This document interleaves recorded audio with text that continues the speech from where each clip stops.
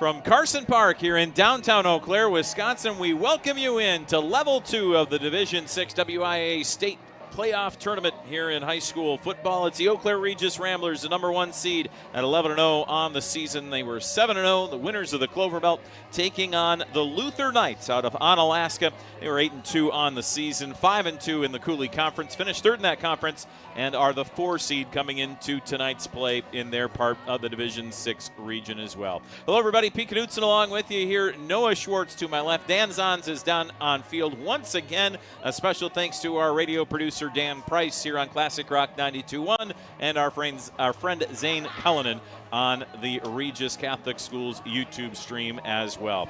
Well, Noah, last week it was a tough one for this Regis team. They barely escaped, and there's probably, I think, a few folks from Fall Creek in that 1-point win for Regis last week who think that if they'd managed the clock a little better and if Regis hadn't gotten lucky on a couple plays, they could be the ones playing here tonight against Luther. That's not the case. The Ramblers, who we knew coming in were going to have a good chance to make a run in the playoffs, are in good shape to make a run here still, but they had to really fight last week to be able to make it to this point here in week 2. They really did, Pete, but the plus side of that is that nobody can take this away from them. Nobody can say, hey, they're only here because they had the 1 seed and they had an easy first round. They earned every stamp in their ticket to make this second round, and they intend to do a lot more with it than just go one and done. Yeah, the Knights advanced to level 2 with a 43-14 home win over Ladysmith last Friday. And again, here at Carson Park, the Ramblers have barely outlasted that Fall Creek team. Remember, they were down 20-8 at one point in the game, but had to come back. And Everett Tate did a great job figuring out, along with Austin Rideout, how to make some plays. We saw some really nice goal line runs from Brody Tarbucks and some other guys who had to step up. They had injuries last week, too, did Regis, and it was next man up mentality, and that was enough to get them through. They had to get to Brahmer, their backup quarterback as well, Noah. I mean, this team got banged up last week, and they had to have some guys step up, and those guys certainly did in a big spot. Yeah, I mean, and it was playoff time. It's the hardest time for especially young players to step up in a situation like that. But Regis, they just had that mentality, that mentality about them. And they just got the job done a little bit like the Patriot way in the NFL. Yeah, that's what this team has really been about. I mean, 7 straight Clover Belt championships. Of course, Brian Brenner has a 171-32 overall record in his 17 seasons. But in his time here at Regis, he's never faced this Luther team out of Onalaska. And this is a team that plays in the Cooley Conference. They play with some bigger teams as well, they being a private school as well. So they have to compete against them. And they've done a great job all season long. And they're kind of unknown. I mean, we know statistically, we watch some film on them, but here in Eau Claire, we don't necessarily get to see this team very often. They've got a really great tailback in Landon Bryant, who's got 713 yards on the season, but they also pass the ball really well. Jackson Kendall, their senior quarterback, has 99 out of 161 completions. That's over 61%. Completion percentage, 17 touchdown passes, only 3 interceptions. This team's very well balanced offensively. It's going to be tough for the Regis defense today, isn't it? Yeah, it's going to be a very tough team. Not only because of their skill in making it to this level of the playoffs, but as Coach Brenner mentioned earlier today, outside of the tape and outside of the stat lines, this is really an unknown team for the Ramblers to face here in the form of the Luther Knights. And the tape and the stats, they can only tell you so much. Yeah, it really can. So it's going to be an interesting one between these two teams. Just don't know what you're going to get. Last week it was a Clover Belt clash, right? Fall Creek trying to come back and win after having a hard time against Regis as well, and they were able to step up and really give Regis a hard time as well. I know Dan Zons is down on the field as well, watching warm-ups and that. Before we head to break to hear from Brian Brenner, let's send it down to Dan. And Dan, what have you been noticing down there on the field as we get ready for what's going to be hopefully a really fun battle that we, again, kind of just don't really know much about between these two teams? Yeah, I mean, both these two teams out here look pretty poised, really confident. Both teams have been practicing very well. Not seeing a lot of injured players here. A lot of injuries got resolved over these last couple of weeks. However, I will say that there is a little bit of a size difference right now. That offensive line for Luther is looking very tall, very strong, and 66 and 77 are going to be 2 players to watch for. That's why they have such a strong running game. But knowing this but knowing this Regis team, they are going to have a lot of schemes and different ways to come up with how they're going to attack that run. We're going to hear more about it, and we're going to see more about it in the game coming up. Yeah, looking forward to that, certainly. And he mentioned a great thing there, Noah, too. Caleb Krause, the left tackle here, 6'4", 250-pound senior. On the right side, if Caden Herr is healthy, their right tackle, he's 6'4", 285. You don't see that on a lot of Division VI teams. That offensive line is probably going to be, I'm sure, one of the big focal points for Regis as they prep for this game. Absolutely. I mean, we saw it last week. We know that especially in this division, teams like to play tough in the trenches, and they like to run the football. If you've got guys like that on your line, it's a lot easier. Again, it's Eau Claire Regis versus Luther. A trip to level 3 is on the line. They will play the winner of the Grantsburg-Mondovi game, the winner of this game versus the winner of that game, and we could be looking at potentially a big-time rematch of Mondovi versus Regis in level 3, which could be certainly a lot of fun as well. We'll keep you up to date on all those scores throughout the course of the night, but first let's take a break, and we'll come back with the head coach of the Regis Ramblers in Brian Brenner. That's coming up right after this as you get ready for football here between Luther and Regis right here on your home for Rambler football.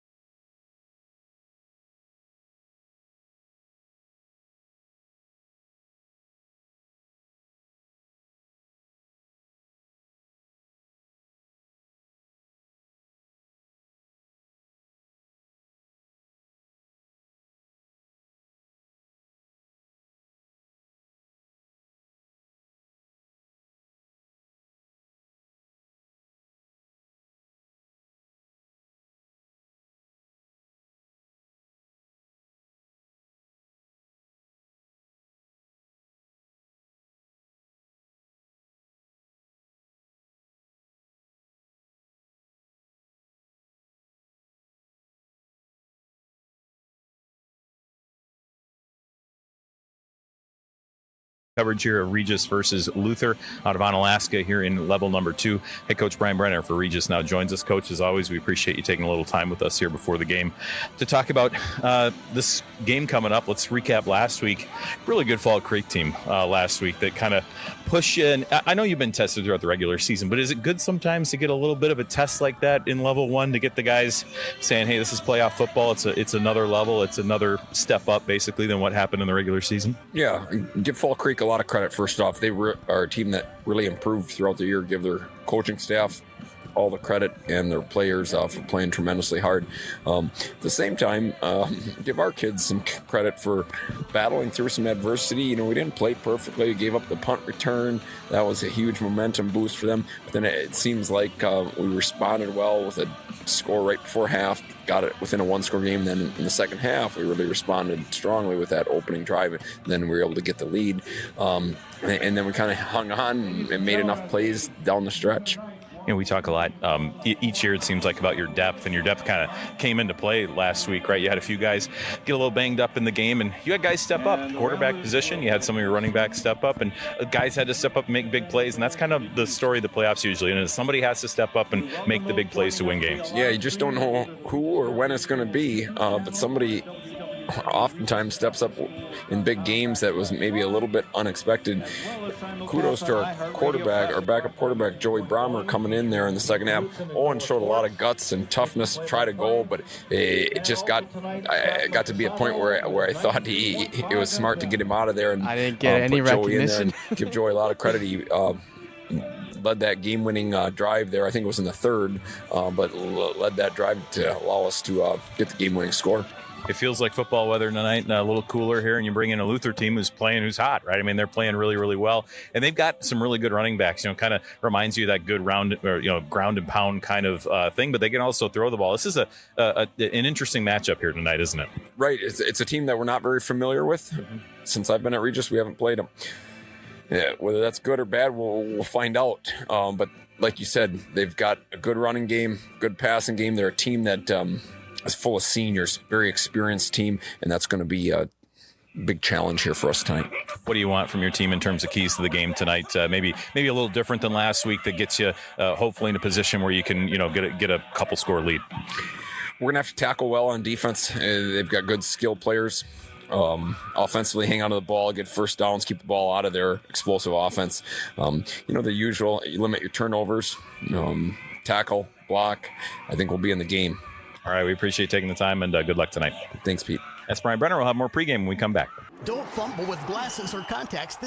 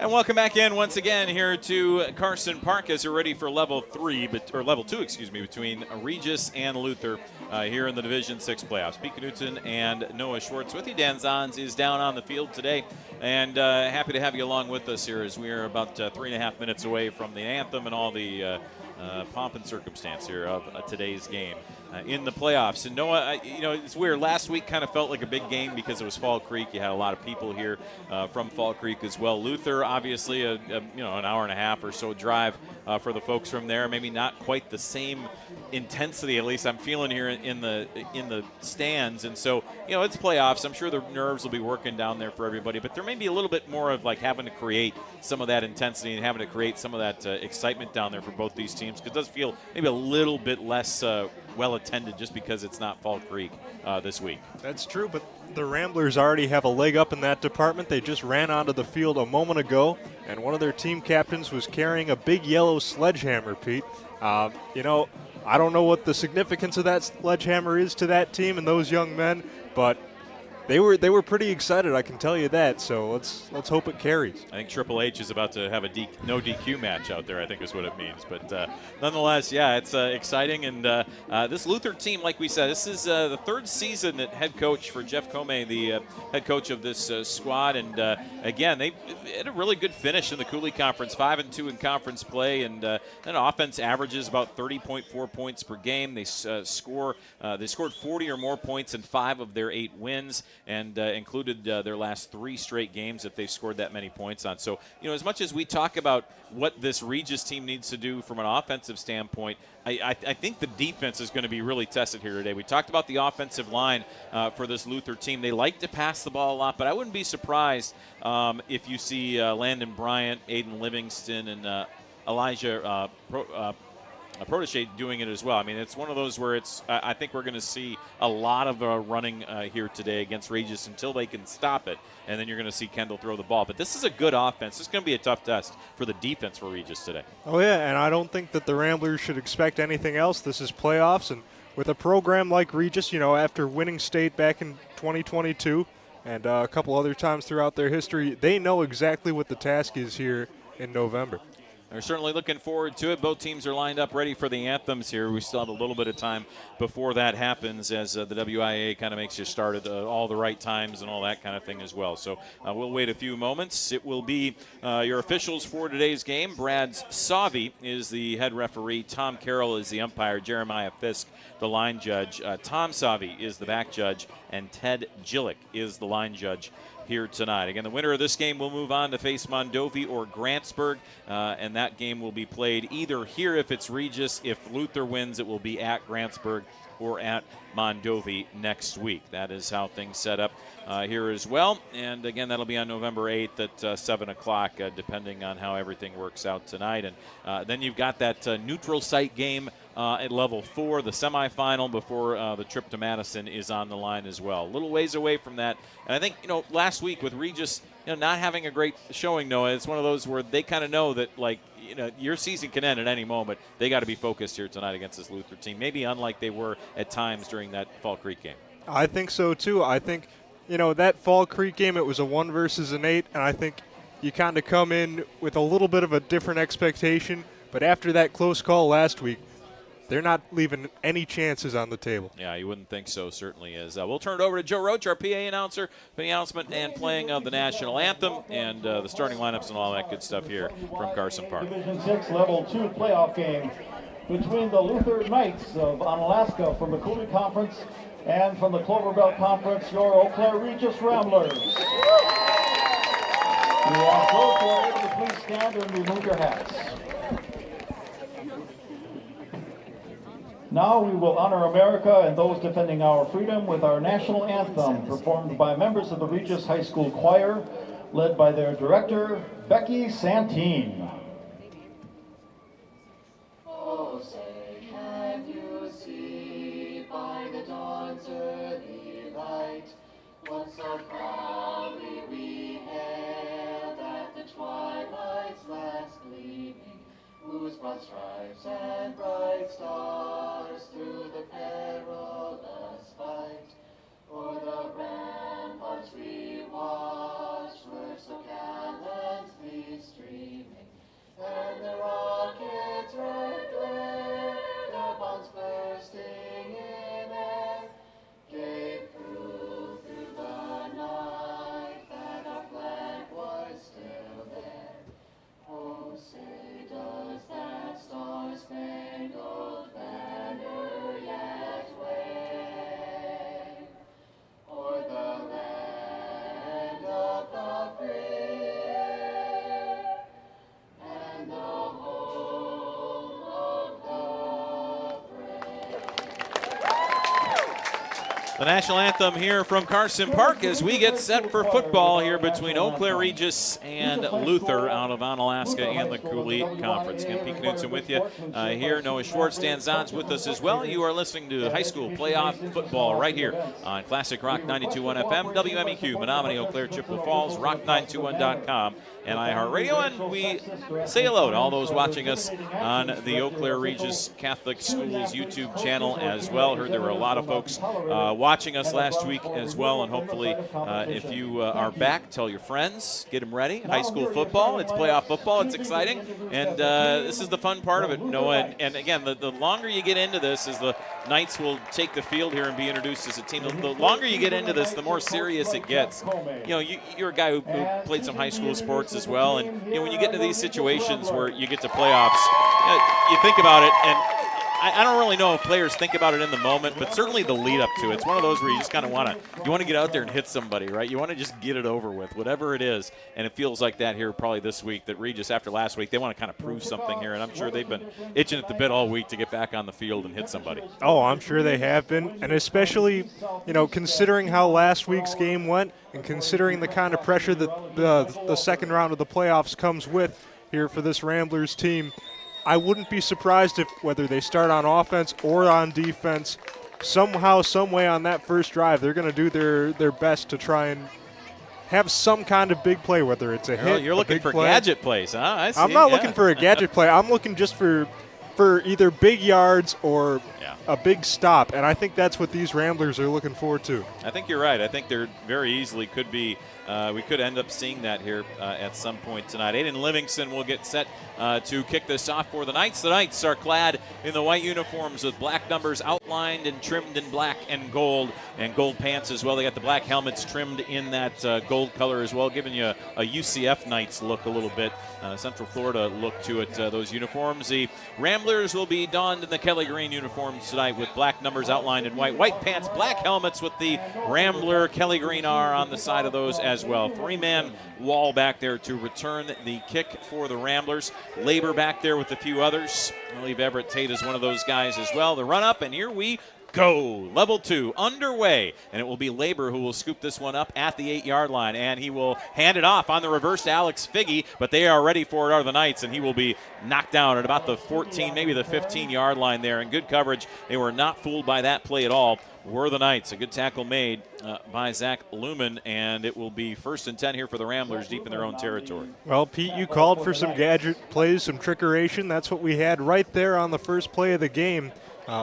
Here's hoping that the next time the Ramblers try that, it works out a little better. Yeah, and had something set up, but you could tell that this Knights team was ready for it as well. So they'll start at their own 15 officially. Weisenberger is back in at quarterback, the senior quarterback at 6 foot, 168 pounds. And the inverted double wing, they'll pitch it over to the right wing and right up the gut. A little trip up there for Austin Rideout across the 20-yard line to about the 22, maybe the 23. A gain of 7 to 8 there on first down. Good gain on first down there for the Ramblers. Absolutely, and that gain of 7 or 8 yards makes it 2nd and short, and that really opens up the playbook for this Regis team.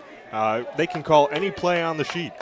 So at the 23-yard line, officially 2nd and 2 after an 8-yard gain. Here's a pitch to Harrison Haas up the gut, and he is knocked down right at the line to gain. Boy, barely any kind of penetration there as Ian Bass, along with others, were in on the stop, and this will bring up 3rd and about 2 here for the Ramblers at the 23.5-yard line. That front 4 for Luther, they did not move. They were like a wall there. The runner just ran into it. Schemling in on the play along with Landon Bryant as now Weisenberger goes under center in the inverted double wing on the near hash. Hard count. He'll pitch it to the left wing back. First down yardage for Tate up across the 25, and he's close to the 30-yard line. He gained 5 when they needed 1 on 3rd and 1, and there is the patented Regis. Just gain those 3, 4, 5 yards at a time. Move the chains on a 3rd down, and it's 1st and 10 from their own 29. 3 yards in a cloud of dust. You can't beat it.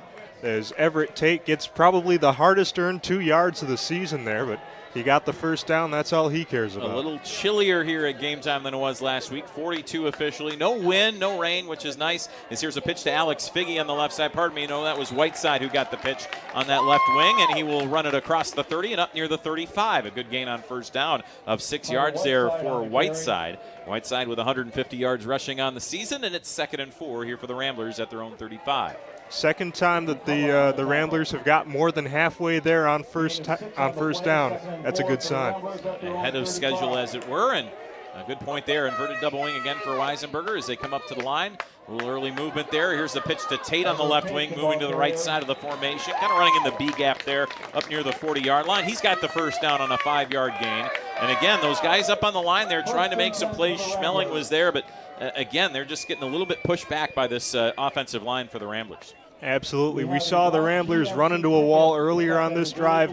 That offensive line here for Regis, they're making sure that hasn't happened since. They're really getting a better push. 1st and 10 from their own 40. No score. 9:47 left to go first quarter. Handoff right up the gut to Tarbox. He gets out of the arm tackle. He's to the left side 40. He's got one man to beat to the 30, to the 20, to the 10. He is gone! Touchdown, Ramblers! 60-yard touchdown run for Brody Tarbox, the junior tailback. His 7th touchdown of the season. The Ramblers lead 6-0 with 9:35 left in the first quarter. What a run by Tarbox. He got to the second level. He saw to his left that there was some green grass, and he made a move, and then he turned on the Jets. There was no catching him. He's got to be one of the faster guys that the Ramblers have had at that tailback position. Usually it's the wingbacks who have the speed. He is really, really fun to watch. It is the 2-point conversion. Pitch over to Tate, right up the gut, barely touched on his way into the end zone. And the Ramblers take an 8-0 lead with 9:35 left to go in the first quarter. We'll be back right after this here on your home for Rambler football.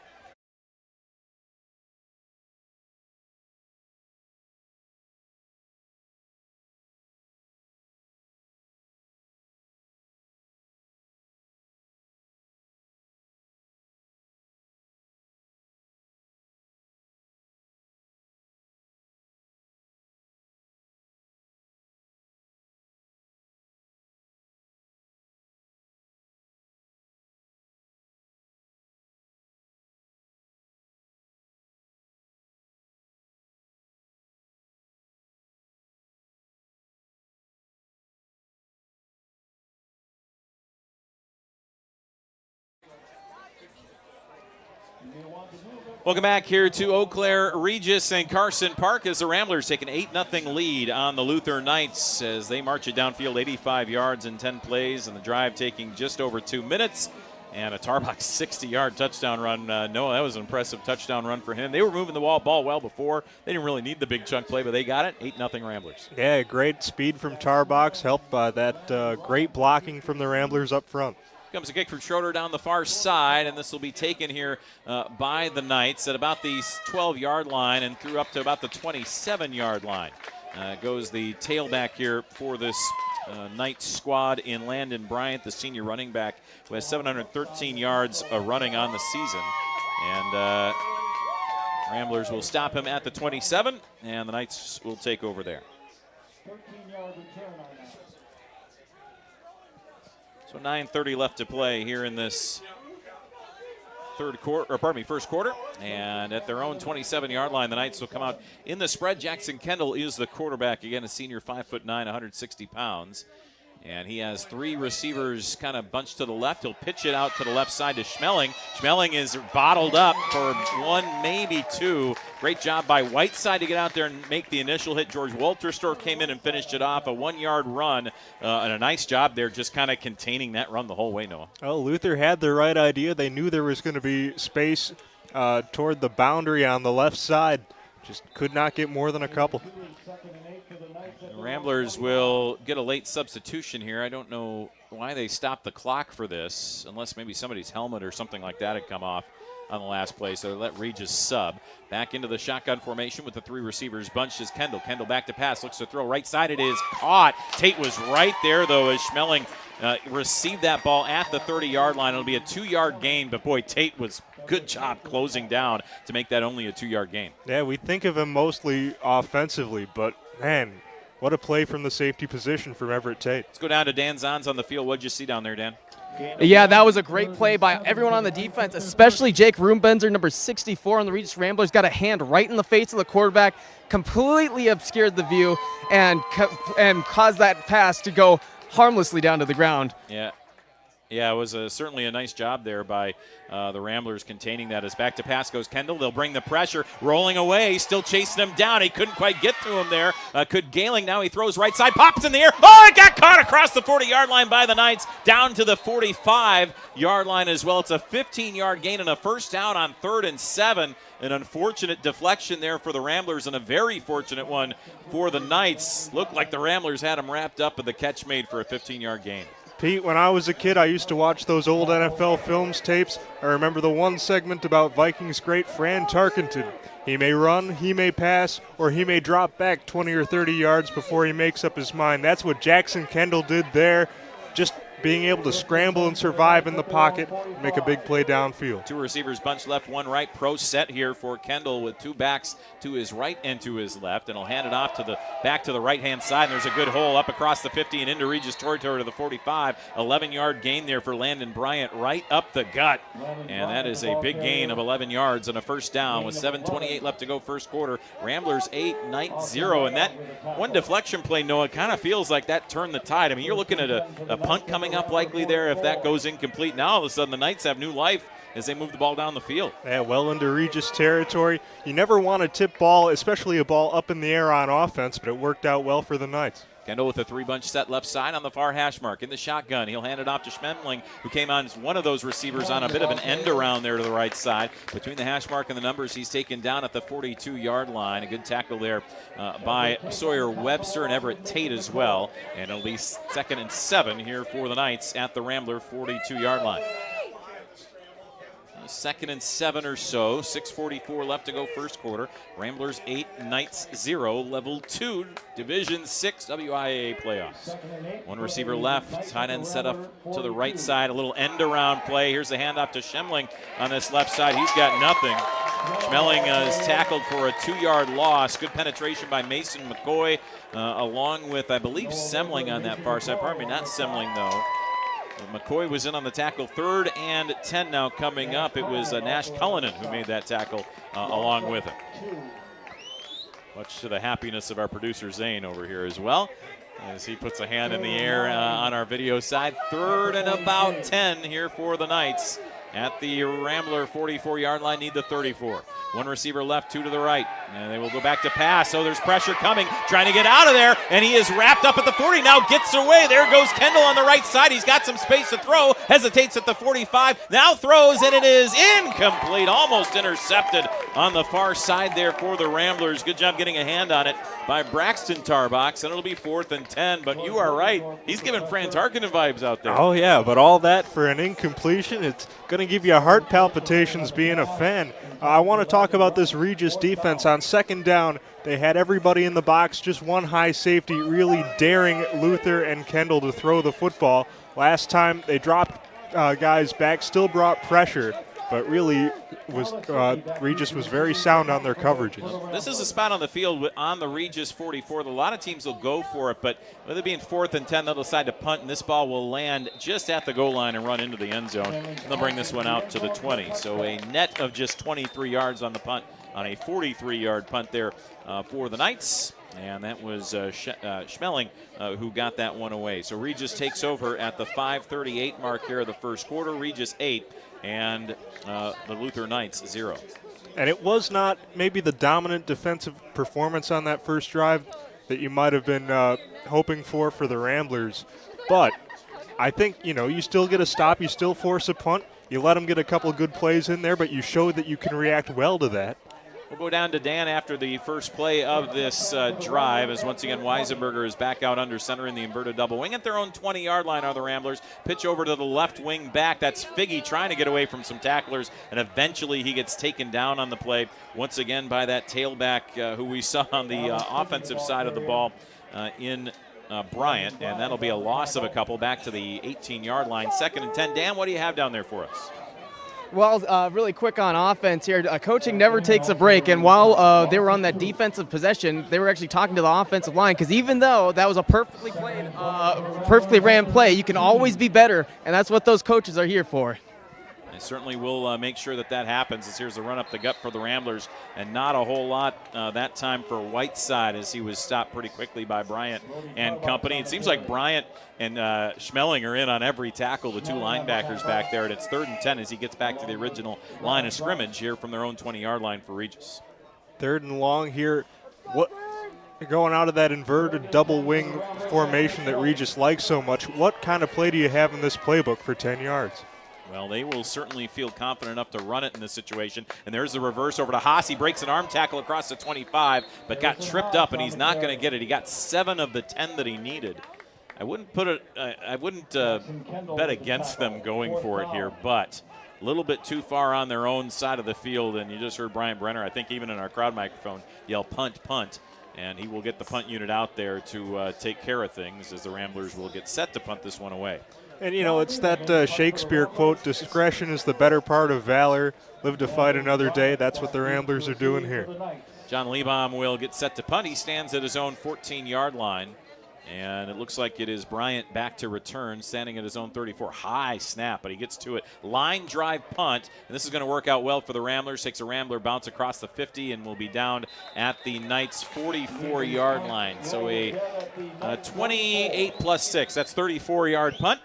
Indeed. Don't do math on the air, I know, but nonetheless, sometimes you have to. A punt there for the Ramblers, and good field position coming up here for Luther. So 3:43 left to play in this first quarter. Ramblers with an 8-0 lead. Brody Tarbox 60-yard run is the difference at the moment. And Luther with their second drive coming up. Back to pass goes Kendall. He throws it out left side. Screen set up. Big hit put on as well. The catch was made across the 50 up to the Rambler 48-yard line. Goes Gabe Shepard, the senior receiver, who has 302 yards receiving coming into the game. And a really nice receiver screen set up there on the near side to get 8 yards. Make it 2nd and 2 into Rambler territory. We've seen Regis bring pressure defensively, and if you're Luther's offense, that's exactly what you want to do to kind of mitigate that pressure, use their aggressiveness against them, and set up the screen. They did. They'll go with the pro set again. Those two backs flanking Kendall on each side in the shotgun. And they'll hand it off to Protashek, who runs it to the right side, and he'll get across the 40 to the 38-yard line. Protaski, excuse me. And he will get to the 38-yard line. That is enough for a first down on a 10-yard run. More good blocking, more good ground game. If you're a fan of ground and pound football, this is the game for you. Kotarski with a good run right up the gut, 10 yards to the 38-yard line. And one receiver going to go right. That's again Gabe Shepard out there, along with 2 receivers to the left. And a shotgun formation for Kendall. 1st and 10 from the Regis 38. He'll hand it off again to the far side. To the near side goes Bryant, and he fights through some tackles, trying to get around the edge. Got some decent, at least decent to get back to the line of scrimmage, but only 1 yard on the play. Tate was out to make the stop. 2nd and about 9 coming up here for the Knights. Good job by Regis to set the edge, coming around on the left side again for Luther. And Regis defensively, they stayed true to their assignments and made sure that they got there. So after a touchdown on the first drive of this game, we've seen punts from both Luther and Regis. Luther trying to make something out of this. 2nd and 9 now from the Rambler 37-yard line on the near hash mark. Just one back there now for Kendall. He'll hand it off to that back. And Petarski goes right up the middle, and he will get it down to about the 33-yard line before he is stopped. Labor was the man to tackle him. And with 1:45 left to go in the first quarter, it'll be 3rd and about 5-ish or so here for the Knights, and trying to pick up this first down. It's a lot closer than where the ball was before that play, but still no gimme here. They might be thinking about 4-down territory, right? I mean, they don't need it all on this down because they're likely going to go for it if it's 4th and short. Here's a fake handoff. Kendall rolling to his right, steps up. He's got some space to run, trying to bounce it out right side to the 30. Still hasn't enough the first down. Now he breaks the tackle. Now cuts it back at the 25, and I'll tell you what, Jackson Kendall, fun guy to watch run out there as he gets down to about the 21-yard line. A 12-yard gain and a first down, and boy, that defensive coach's nightmare, the quarterback who could do that. Yeah, but it didn't look like a designed run. Kendall dropped back to pass, showed some pocket awareness, and when that pocket was collapsing, he found the right gap. He just stepped right forward, took off with his yards. 8-0 Regis, 1 minute left to play in the first quarter as the Knights of Luther and Onalaska are threatening to score here. 2 receivers out to the left. And they'll send a man in motion, and the give is to Petarski right up the middle. He'll get to the 15. The ball popped out. Regis says they have it on the far sideline, and I believe that they do. Eau Claire Regis comes up with the fumble recovery.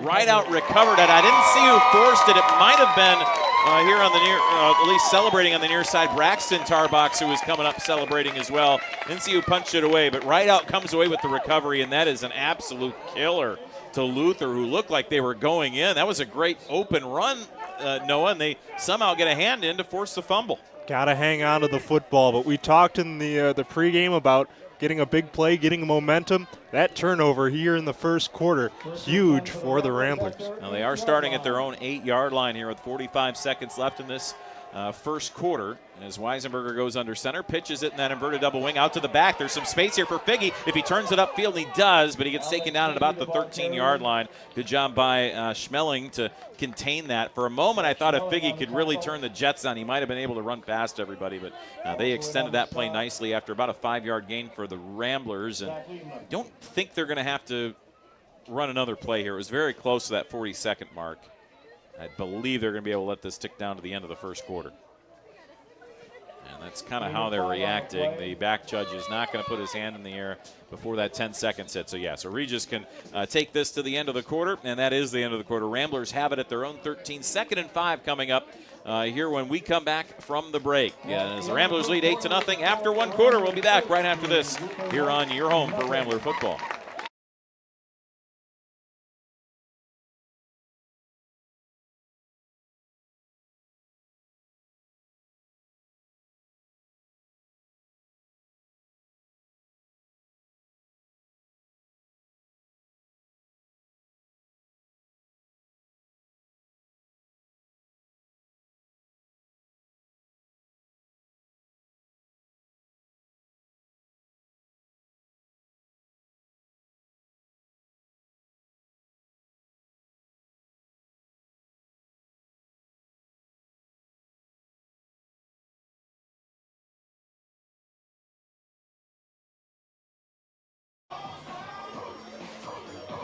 Welcome back in here to Carson Park as we are in level 2 of the Division 6 playoffs. It's Eau Claire Regis 8 and the Luther Knights out of Onalaska 0 here at the end of one quarter. Ramblers will have the ball at their own 13-yard line on a 2nd and 5 coming up, as a big fumble there at the end of the quarter could prove costly. Again, this game's not over, Noah, by any means, but I'll tell you what, Luther, you look like you finally are going to get this drive in here, especially after you had to punt on the first drive. Ramblers are a tough team. They're a 1 seed, and then all of a sudden that fumble happens, and boy, that could be a real backbreaker. Yeah, and it's definitely too early for that fumble to be the ball game, but just a total momentum shift for these two teams. And a pitch on the counter here on the reverse play here for Tate around the right edge. They faked the end around to right out of that inverted double wing, gave it to Tate as he ran right. He got very close to the first down marker. Looks like he's going to be about a half a yard short, and it'll be 3rd and a half a yard here for Regis at their own 17.5-yard line on a 4-yard gain. 11:35 to go, second quarter, early second quarter, 8-0 Ramblers. Here from Carson Park. And a 3rd and short coming up as Weisenberger goes under center. Inverted double wing again. Pitch it out to the man on the right, and he'll hurdle the line and get the first down here for the Ramblers. And a handoff to Harrison Haas, the senior running back who has just under 200 yards on the season. Tell you what, one of the fun things to watch is they get a first down up to the 22-yard line. You go up and down this list, Noah, and this seems like the way every year, but Everett Tate, 7.7 yards per carry. Harrison Haas, 4.1. Brody Tarbuck's 5.8. Austin Rideout, 8.9. Like, the yards per carry are just redonkulous, as they usually are with this Rambler team. It's pretty impressive as they pitch it over again on the right side. This is Rideout trying to move left. He's got 1 block, but not a second. And a good job hitting them there after maybe a 1 or a 2-yard gain as David Reese comes up and makes the stop.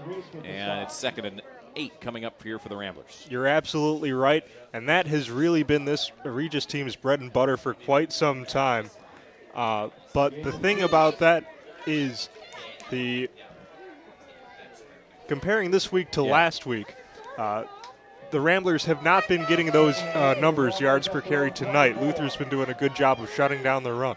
Weisenberger will pitch now here to Tate. He's got a hole, cuts it there at the 35, trying to get away from the final tackler. There's a really late flag. I think this is going to be for a face mask, not for a hole. This was thrown in that area. Tate went down kind of hard as well. Reese came up to make the stop again.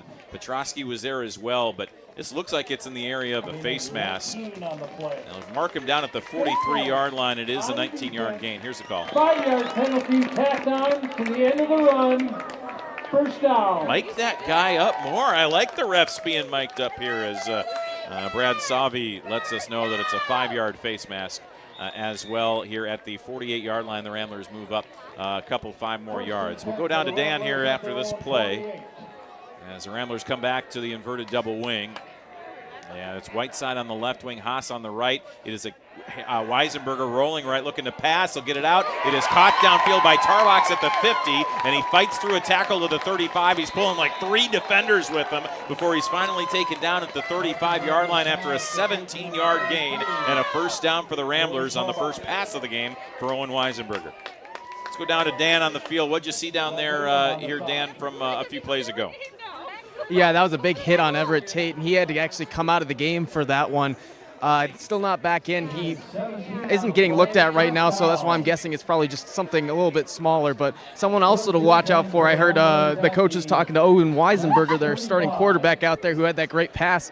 He's been a little bit hobbled on that ankle too, so just watch out for that. Yeah, he's, again, all guys who are trying to fight through those injuries as well as potential gadget play. They're going to go out to Figgy on a screen play. Looked like a backwards pass. He will run it out to about the 30-yard line. It's a gain of around 5 yards on a little pass play. I thought for a moment Figgy might be throwing that ball because it looked like a backwards pass from our angle here out to the left side, but they set up a wide receiver screen on a 4-receiver set. Don't see that from Regis too often, but they get 5 yards out of it down to the 30 of Luther. You don't. Well, we compared Jackson Kendall to Fran Tarkenton. I'm going to compare Owen Weisenberger to Bart Starr, those Lombardi Packer teams. I'll tell you why after this. Here's the pitch on the right side. We have whistles and a flag. Looks like some early movement here. And a procedural penalty coming up on Regis. Looks like we'll have a 2nd and 10. Here's the call. False start on the offense. 5-yard penalty. Repeat the down. So it is a false start on Regis. 2nd and 10 now back at their own 35. Well, those Lombardi Packers with that running attack, Jim Taylor, Paul Horning, teams knew to defend the run against Green Bay. But that's what made Bart Starr such a dangerous passer, and Weisenberger, with that help from the run game, could throw it wherever he wants. Here goes Tarbuck's up the gut. He's going to pull tacklers with him across the 25 after he had first down yardage. He pulled like two guys who were on his back with him there across the line. That was Caden Van Loon, one of the defensive linemen. Oh, pardon me, it was Caden McCullough, rather, who tackled him, but he was pulling him along for a 12-yard gain. And boy, that's where you hit the weight room there, and you just you hit those sleds and you just pull the defender with you. That's all legs, but Luther adjusted to those two straight passes. Regis goes right back to the run. 8-0 Regis, 8:45 left to go second quarter. Here's a handoff to Tarbox right up the gate again, trying to fight through an arm tackle there from Landon Bryant. He'll get a few up across the 20 to about the 17-yard line. And boy, it didn't look like a very good game, but it was 6 yards in the end for Tarbox right up the gut. Yeah, 6 yards, nothing to sneeze at, but I think Tarbox is going to want that one back. He had a hole, just couldn't get past the trench. Yeah, it's a good arm tackle there from Bryant to stop him. And once again, it's been mainly inverted double wing. We saw that one kind of different formation where they threw out to Figge on the left side. Weisenberger goes back under center with that inverted double wing. Pitch to the right wing back. There's Rideout back into the game, looking good, and he'll push the pile up near the first down marker. There looks like they're going to give him the 13. He's very close to the first down. What looks like a 4-yard gain. Official marks the ball, and I think they're going to give him the first down. No, they're going to call it third down. The official on the near side was pointing like it was a first down, and the official on the far side right next to the chains is saying third. So it's third and very, very short here for Regis. In the red zone of Luther at about the 13, 12-yard line, right in that range. Pitch on the right wing, trying to get the edge. He's got it as Haas. He fights through a couple blocks. He is in. Touchdown, Ramblers.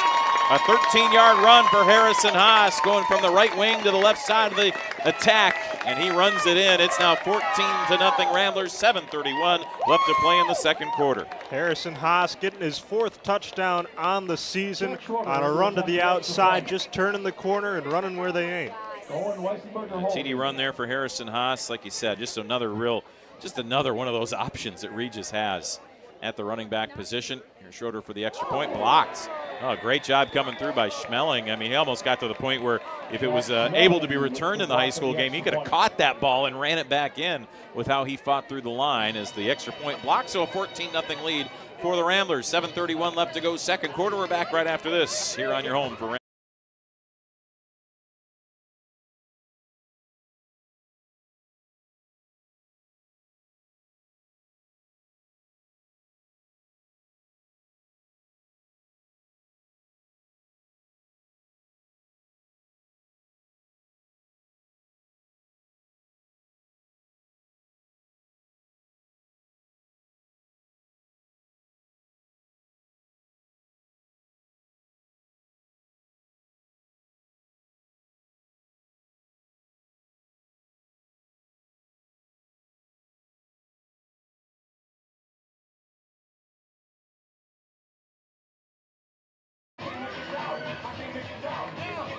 Welcome back in here to Eau Claire Regis Carson Park, Level 2, Division 6 WIAA State Playoffs.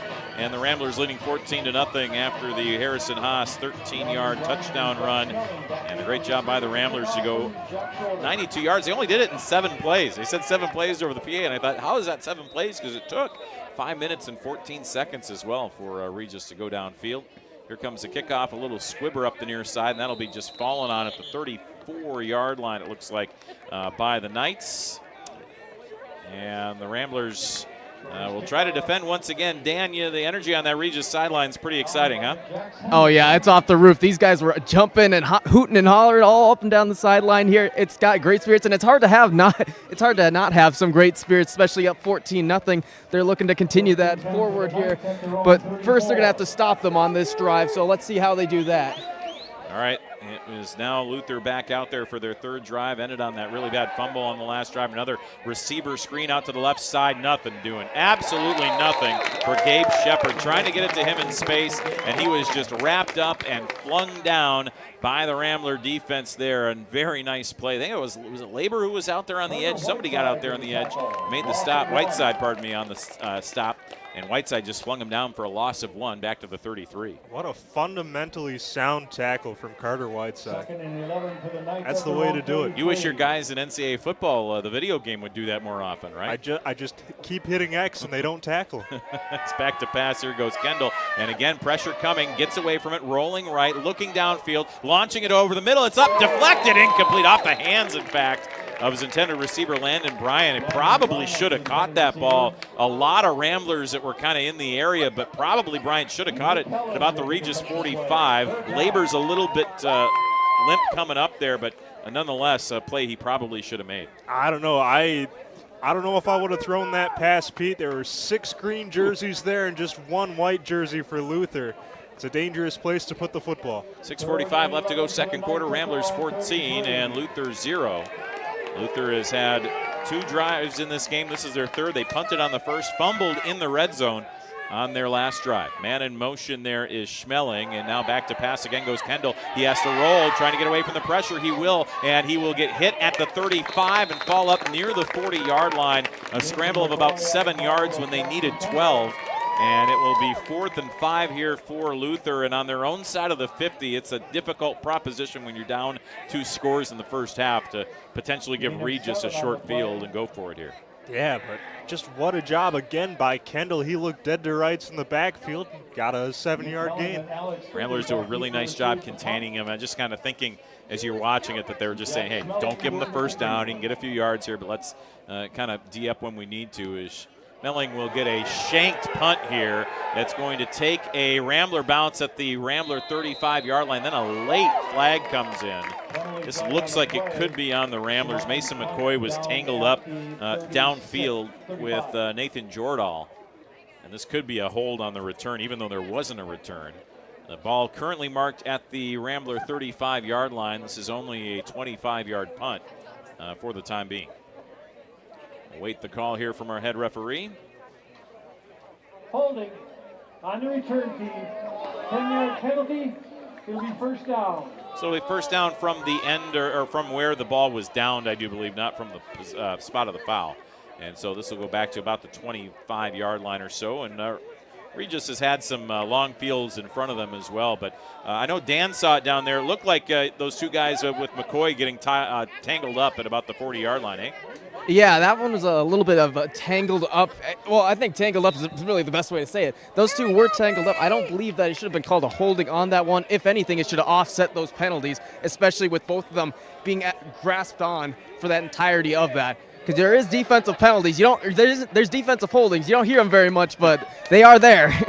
All right, appreciate it, buddy, as we come back here to Carson Park as we get a couple flags on the play. This ball starting at the 26-yard line, and this looks like a procedural penalty again on Regis. And so it'll make it 1st and 15. Again, in high school ball, we do not get the numbers announced to us. And so just under 6 minutes left to play. Regis on their 4th drive of this half. And now they're going to back up 5 more yards. Couple punts here as they go under center. Weisenberger in the inverted double wing fakes the pitch, and it is Tarbox who gets grabbed from behind there after about a 4-yard gain. The initial tackle was Caden Van Loon. He came in and kind of grabbed him on the shoulder, and then a couple other Knights came in and finished it off. It's about a 3-yard gain on the play to make it 2nd and 12. Nearly back to that original line of scrimmage, but the Ramblers still have their work cut out for them and then some, trying to get these 12 yards over the next couple downs. Regis up 14-0, 5:27 left to go second quarter. And the way the Ramblers move the ball, I mean, they could very easily make this one of the last, if not the last drive of this half. One receiver right, one left. That Aces formation they go with. It's a handoff, though, to Tate, who is the tailback, and he's not got much. A big hit put on him by Schmeling across the line of scrimmage. Gets maybe 2. And he's back to the 26, which was the original line of scrimmage. And it took him 2 downs to fight back to get that penalty yardage. And now 3rd and 10 here for Eau Claire Regis. 3rd and 10 for the Ramblers. A little bit of a different look. You mentioned that Aces formation, running the ball out on second down out of that shotgun. An interesting call. Usually a lot of times you'll see him pass, but I think they're just trying to give a different look. And now the Aces again as Figgy goes left. And it's Sawyer Webster out right back to pass. Weisenberger getting some pressure. Got to get away from it. He does not. He is sacked back at the 12-yard line. Great pursuit there by the Knights, and now a 4th and long coming up as a tackle was made on the pressure there for this squad. And they've got, I just was seeing the same thing, number 60. I imagine somebody's wearing a different jersey than they normally wear, because there is no 60 on our roster.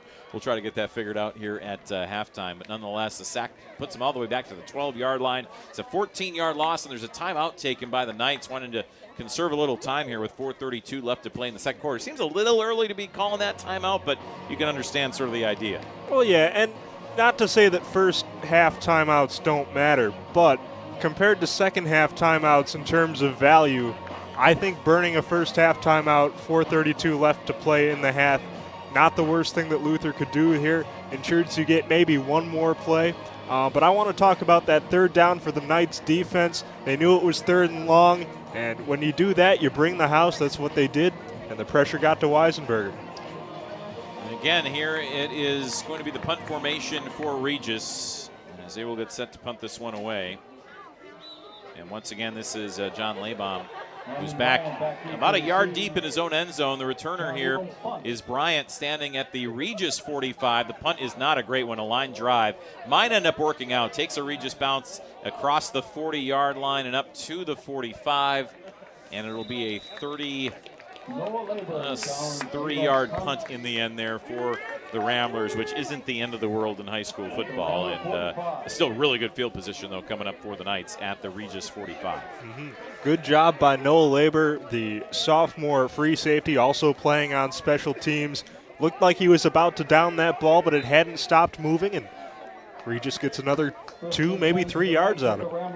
So 4:20 left to play here in this first half, and the Knights with the ball at the Regis 45, and a good chance to try to get on the board here now, as they'll give the handoff left side to Bryant, trying to bounce it out on the edge. Gives a stiff arm. It doesn't matter. He's wrapped up right at the line of scrimmage. I believe that was Whiteside out there to make the stop, and he's made some big stops. They said Tarbox, but I believe it was Whiteside who made the stop. No gain, and it's 2nd and 10. That's the second time Whiteside has been there right at the line of scrimmage, meeting their running back and stopping him in his tracks. What a play by Carter Whiteside. 14-0 Ramblers. We're under 4 minutes left to play in the first half. 3 receivers bunched left, 1 to the right. One of those left receivers goes in motion. It's Bryant, and there is a whistle and a flag. Somebody on that left side moved early. I think one of the receivers here moved early. Dead ball. False start on the offense. 5-yard penalty. 2nd down. That was, I believe, Hulskamp who moved early out there as well, until they'll back up to the 50-yard line. It's 2nd and 15 now here for the Knights. 3:40 left to play second quarter, the clock running. Again, we'll try to get you an update on the Grantsburg versus Mondovi game here at halftime when we get it. As it's 3 receivers left, nobody on the right side. One of the men goes in motion there. That's Bryant across the formation. Once again, Kendall going to step up, tries to run with it. He gets to the 45, back to the original line of scrimmage, and is taken down by Sawyer Webster on the play, but not before he gets 7 yards to the Regis 43-yard line. Gets the penalty yardage back plus a couple, and it's 3rd and 8 now here for the Knights. And we've seen this a couple times tonight, Pete, but Jackson Kendall, who is coming out of the game right now, but it didn't look like that was a designed – no, he's going to stay in. No. It did not look like that was a designed run for him, as he just kind of had to do what he could with that pressure. He's a good runner and a tough guy, too, because he's limping, as you can see if you're watching at home, coming up to that shotgun formation. 3 receivers to his right, ball right in the middle of the hash marks. 3rd and 8, they need the Regis 35. They'll hand it off left side of the 40, close to the first down, but about a yard short by Schmeling on that left side. He gets 6 when he needed 7. Whiteside makes a stop again, but it's now 4th and 1, and this part of the field, you're going for it if you're the Knights. Oh, yeah, I think this part of the field, in any level of football, maybe no matter what the score is, you're going for it. This is, they say 4th and 1. I think with the spot, it should have maybe been 4th and a half. But, man, who can get the bigger push here? All right, so right up to the line here, and again, we see It'll be a direct snap running right. It is a first down across the 35 to the 33-yard line. Just a direct snap wildcat formation there. Landon Bryant just running student body right. He needed one. He got 3 first down Knights as they move it to the Regis 33-yard line. Now this drive continues. Both of these teams running teams. They know what that does to a defense in terms of stamina. So the clock running, 1:44, 1:43 left to play here in the second quarter. Regis 14, the Knights of Luther, no score, but they have a 1st and 10 at the Regis 33. They do have 2 timeouts as well. Kendall in the shotgun. 2 receivers left, 2 to the right, back to pass. Throws it deep over the middle. It's up and caught. No, it's trouble and dropped. He had it in his hands. Did Gabe Shepard, and then he couldn't quite haul it in. He had it up top, and when he went to tuck the ball just kind of squirted out. And I wonder if Whiteside or somebody out there, maybe Austin Rideout, got a hand in to kind of jar that ball loose. He had a hard time holding on to it. Yeah, all right, let's send it down to Dan. He saw it down there. What'd you see, Dan?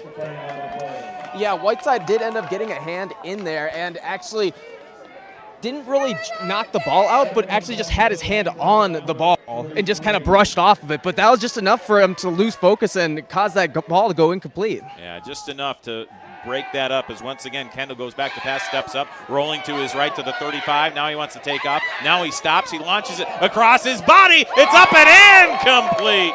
Oh, my goodness. That's why you don't throw back across your body. Looking for Hulskamp at about the 5, and Regis had 2 guys converge, and then they kind of collided together. One of them is down there. It's Labor at the 5-yard line.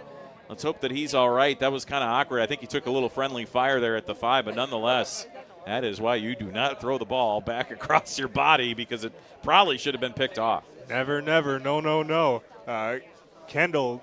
But the thing is, Regis really forced Kendall to do that. He wanted to throw again. He decided to run, didn't cross the line of scrimmage, thought, hey, wait a second. Let's see if I can get something, especially with the time running short in the half. Just not a whole lot there thanks to some great coverage by that Regis secondary. Now Labor limping a little bit as he comes off the field. Hopefully he's all right. He's a big piece of that defense for the Regis as well. As with 1:16 left to go in the second quarter, we get a bit of a stoppage here because of that injury. It'll be 3rd and 10 from the Rambler 33-yard line here for the Knights. They need the 23 for a first down. 1:16 left to play here in the half. 14-0 Regis and 2 timeouts left for the Knights if they're able to keep this ball moving. One quick score update. Mondovi has a 7-0 lead at Grantsburg with 4:13 left to go in the second quarter of that game. Grantsburg has it at about the 50-yard line, it looks like, late in that first half as well. 2 receivers to the left, 2 to the right for Kendall. He'll send one of the men in motion left to right. That's Schmeling. Now back to pass. Again goes Kendall. He's got a good pocket initially. Now he needs to get out of there. Being chased from behind. He gets a good block at the end. Again throws across his body. Oh, my goodness. It's caught at the 30-yard line and then ripped down is Schmeling by Walterstorff. He gets a few on the play. Kendall is a little slow to get up behind the play as well. The catch made at the 30. It's only a 3-yard gain. But, man alive, he is keeping plays alive. And how he's completing passes, I have no idea. Wow. It's unbelievable to watch. This is a one quarterback just kind of putting the team on his back right now. 40 seconds left to go in the half. It's 4th and 7. They're going for it. Kendall throws it over the middle. Nobody home. Incomplete. Turnover on downs. Regis has the ball back at their own 30-yard line. 35 seconds left to go second quarter. They've got all 3 timeouts. Nobody was home. I don't even know who your intended receiver was on that play. Just kind of a desperation, let it go and hope a white jersey comes near it. No one did. Yeah, there just really was not a whole lot out there for Kendall to throw to. And he did what he could, but sometimes you get dealt a hand you can't do anything with. And that's what happened. That's what Regis gave him that time. So Regis takes over at their own 30. Again, Brian Brenner sometimes will push the ball in this situation. Other times he won't. But they're going to go with a 4-receiver set. We saw this earlier. 3 to the left, 1 to the right. Back to pass goes Weisenberger. Gets a little bit of help on the blocking. Has to throw this one away. The near side took a hit as well at the last moment.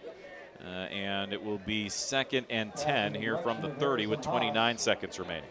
I don't think they're going to call it at this point of the game, especially if it's close, seeing as it's high school football. But I'm not sure that Weisenberger got out of the tackle box before throwing that one away. Yeah, it's really close, right? Yeah, I think that's one of those where if if he's close to it, yeah, I think you're right. High school officials tend to kind of err on the side. I'll just let that go. But, yeah, benefit of the doubt. But yeah, and in NFL, we might be looking at some graphics and things like that as Tarbox gets the handoff right up the gut. He's got 8-ish to about, going to give him 9 to the 39-yard line, and everybody seems content to let the clock tick down. 2 timeouts left for the Knights, 3 for the Ramblers, 3rd and 1 coming up.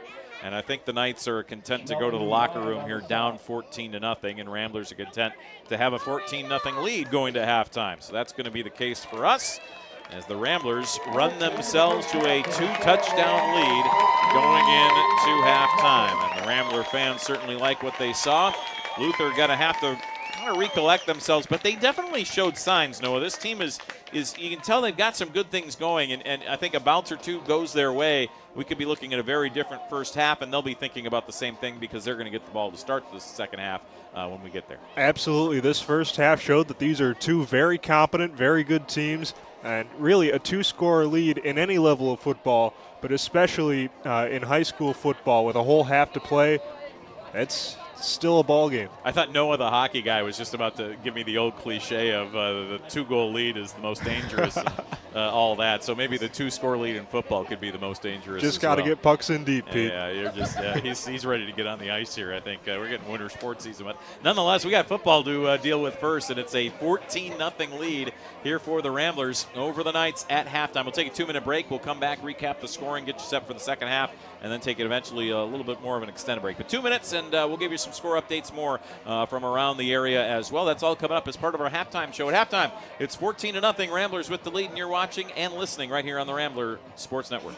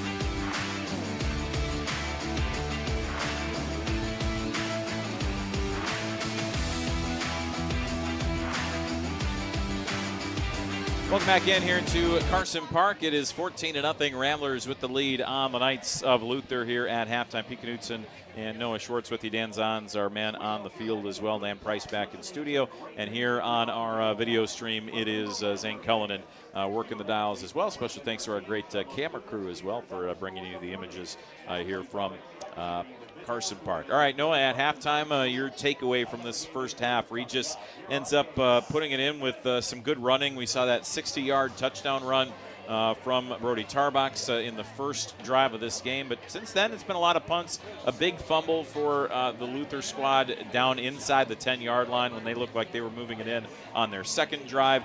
Regis answered back from that fumble with a touchdown drive that went 92 yards in over 5 minutes, ended on the Harrison Haas touchdown run. Since then, punts, a turnover on downs from Luther as well. But so far, Regis looks like they're the 1 seed, kind of has that feeling, but Luther certainly is not that far away. They need to do a few things the second half. Absolutely. I mean, if you're just joining us, you see that 14-0 score, and you think, okay, maybe not a blowout, but Regis certainly in the driver's seat.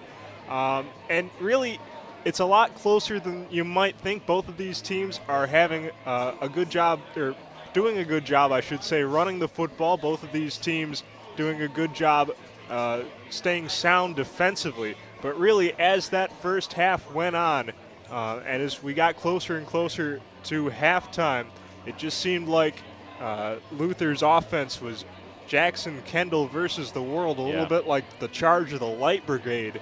Just really not a whole lot of opportunity given to him by this stifling Ramblers defense. I'd agree. I mean, I think that you're right. I mean, it was kind of him against the world. And, boy, a really fun quarterback to watch because he runs. But he can run with the ball, but he tries to keep the play alive with his feet and tries to stay. I think he wants to throw mainly, right? He can run, but it seems like his first instinct is get away from the pressure and then throw the ball. He really wants to throw it downfield to his receivers. Unfortunately, his guys really aren't getting open, and that secondary for the Ramblers is really locking in on those receivers. Oh, you're absolutely right. And talking about Kendall, which this isn't the case with a lot of, I don't want to say run-first quarterbacks, but quarterbacks who are really skilled running. Jackson Kendall, he's got an awful lot of pocket presence. The way he can stand in and move with the pocket rather than just escaping, trying to, stay in the backfield and look downfield and keep his options open through the air. It shows a lot of maturity for the senior signal caller for Luther. Just a lot of fun to watch, whether he's running or throwing. Well, again, we'll try to get you some score updates as well as we look around the world of WIAA football, specifically in Division 6, which is, of course, what matters to these two teams. The winner of this game is going to play the winner of Mondovi versus Grantsburg. And BT Dubs, like the kids like to say. And remember on that western kind of northern part of the state that they got snow, what was it, yesterday? There's definitely snow on the sidelines there in Grantsburg as well. So that just made me really depressed looking at that, nonetheless, on their video stream. But it is a Mondovi 7-0 lead over Grantsburg. Grantsburg's moving the ball well, though, with 1:15 left to go in the second quarter, in the first half, at the Mondovi 25-yard line with a new set of downs there. So Grantsburg might be close to tying it up there. We'll see if they're able to do so. Here we'll keep our eye on that one. The other side, or on this side of the bracket as well, the bottom half of this bracket, Coleman is the 1 seed. They're taking on Abbotsford tonight. Coleman dispatched their first-round opponent 63-29. Abbotsford a little bit closer in their game against Nakusa, 42-28 they won there. I don't have a score update on that. I'll keep searching for that. Bonduel, is it Bonduel?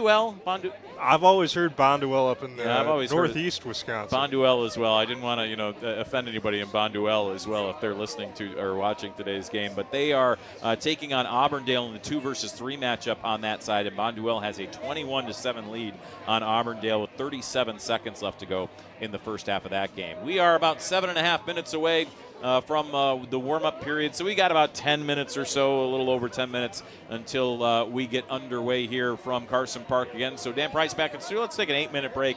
8-minute break, and we will come back with the second half of the Ramblers versus the Knights here in Level 2 of the Division 6 playoffs. At halftime, it's Eau Claire Regis 14, Luther 0, and you are watching and listening right here on the Ramblers Sports Network.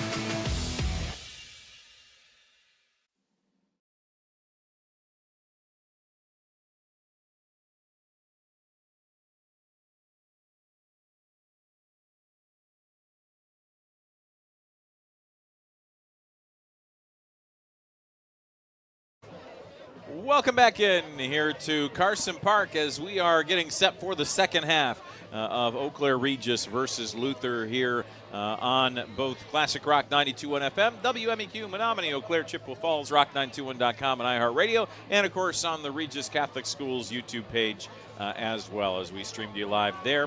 Special thanks to all those who are tuning in wherever you might be tuning in, and hopefully, if it's a Regis win, we'll be doing this again next week here at Carson Park as well. And who knows from there where things can go. And Noah just wants a trip down to Madison, I think, is all he's looking for. I don't want a trip down to Madison. I do. I want that for the Ramblers. For the Ramblers. He's just not coming with me. That's I'm not fond of that city. All right. Fair enough. I'm sure that whoever gets down there out of this side of the bracket will be very fond of going to that city, hopefully. And, of course, the Ramblers under Brian Brenner have won 2 state championships. They're hoping for a third this season. Still a lot of time left and a lot of things that have to go your way. You know, it's one of those things, too, Noah, is it's a 14-0 Rambler lead. You know, throughout the course of a 5-game playoff, basically, five-round playoff, you got to have a lot of things that go your way. A lot of things that happen. Ball's got to bounce your way. You got to avoid injuries. Probably get a lucky bounce here or there, right? A lucky play here or there, and kind of fight off when the unlucky ones happen against you, right? And so far, I mean, it happened last week. They had the ball bounce their way just enough against Fall Creek, who was poised to win and do an 8-1 upset. This week so far, the ball's bounced their way for the most part. A big fumble recovery that stopped Luther from scoring on their first drive that looked like it was going to score. A couple big defensive plays for them as well, and they've done a nice job shutting down this really great quarterback for Jackson Kendall, who's tried to create with his legs, which you can tell he's used to doing. But, boy, they've done a really good job containing him, and again, mainly from that defensive secondary standpoint. Yeah, Regis has done a great job, or they did a great job in the first half, but they've got to finish the job, stay playing their game. And I just think of all the coaches who told me growing up, you create your own luck. That's what Regis has to do in the second half. Oh, we are back here ready for half number 2. Regis 14, the Luther Knights out of Onalaska 0 as we get set to start the second half here, and the run-up coming once again for Jack Schroeder and the Ramblers. Here we go, downfield toward the near side, and that will be scooped up by Schmeling at about the 15 to the 20-25. Following blockers here to the left side between the hash and the numbers across the 30 and down near the 31-yard line as he is tackled by Mason McCoy and Harrison Haas. And it will be 1st and 10 for the Knights at the 32, I think we'll call it officially. And that is where the Knights will start. Pardon me, the 31. They'll mark it back a yard as the line judge here near side gets overruled. He's been overruled a couple times today. And a 1st and 10 from their own 31. Yeah, it's a yard. What difference? It's. Ask the Tennessee Titans for that from about 25 years ago against the Rams. One receiver out to the right here, bunched at tight ends left side, send a man in motion, and the handoff will go up the gut across the 30, up across the line of scrimmage. About the 33 is once again Landon Bryant carries for about 2, 2nd and 8. Just trying to get in on that middle of the defense, and Haas and company filled it up nicely. Drive starting at their own 31-yard line. And again, Luther, you look at their drives in the first half, ended on a punt, a fumble, a punt, and then a turnover on downs as they run it to the left side and don't get much. McCoy comes up to having made that stop along with Carson Tate on the run to the left side for Bryant again. He gets about 2 to the 35, and now 2 2-yard runs. And it's 3rd and about 6 here for the Knights. 3rd and 6. We've seen Luther be they're not afraid of throwing the football, and I think that Regis, they're going to have to really worry about what their coverage has been like, especially how good it was in the first half. They want that to continue here in the second. 3 receivers right. One of them is Bryant, goes in motion to the left side. He wants to launch this one near side to Kendall. It is up and incomplete, a little too far for Gabe Shepard downfield near the 30-yard line. Good single coverage there on the near side by Austin Rideout. Stayed with them, and I got in a little bit of a hand-fighting battle. Nothing that would rise to the level of pass interference, but a nice job just staying with them, and that was a really tough play and a tough catch to make. Now, good coverage, but I want to point out that even though that throw was not completed, Gabe Shepard, the receiver for Luther, he got about a step of separation right towards the end, just could not haul it in. Once again, back to return. 2 men back to return here, both Tate and Figgy. A wobbling punt. Figgy takes it at the 30-yard line. He'll fake the end around to Tate, and he gets tripped up. It'll be a loss of maybe a yard on that return back at the 29-yard line, and a really good job getting back toward the returner there on the stop. And that was Zach Lumen, I believe, who made the stop there for the Knights. And it will be the Regis 29, where Regis starts off their first drive of the third quarter up 14-0. We're going to actually mark that at the 28-yard line. 10:33 left to play, so only a little over a minute comes off the clock here on that punt. And once again, Regis goes under in the inverted double wing. Pitch to Tate right up the gut, and a good push on first down. About a 6-yard gain right up the gut here on the near hash mark as he is tackled by Bryant, and not after a 6-yard gain. 2nd and 4 here for the Ramblers, and that has been the story of this game so far. Has been 5, 6, 7-yard gains on first down. Absolutely. We've seen that not only all game long, but all season long from these Ramblers. You know they're going to come out in that formation. You know they're going to run it, and you still can't stop them.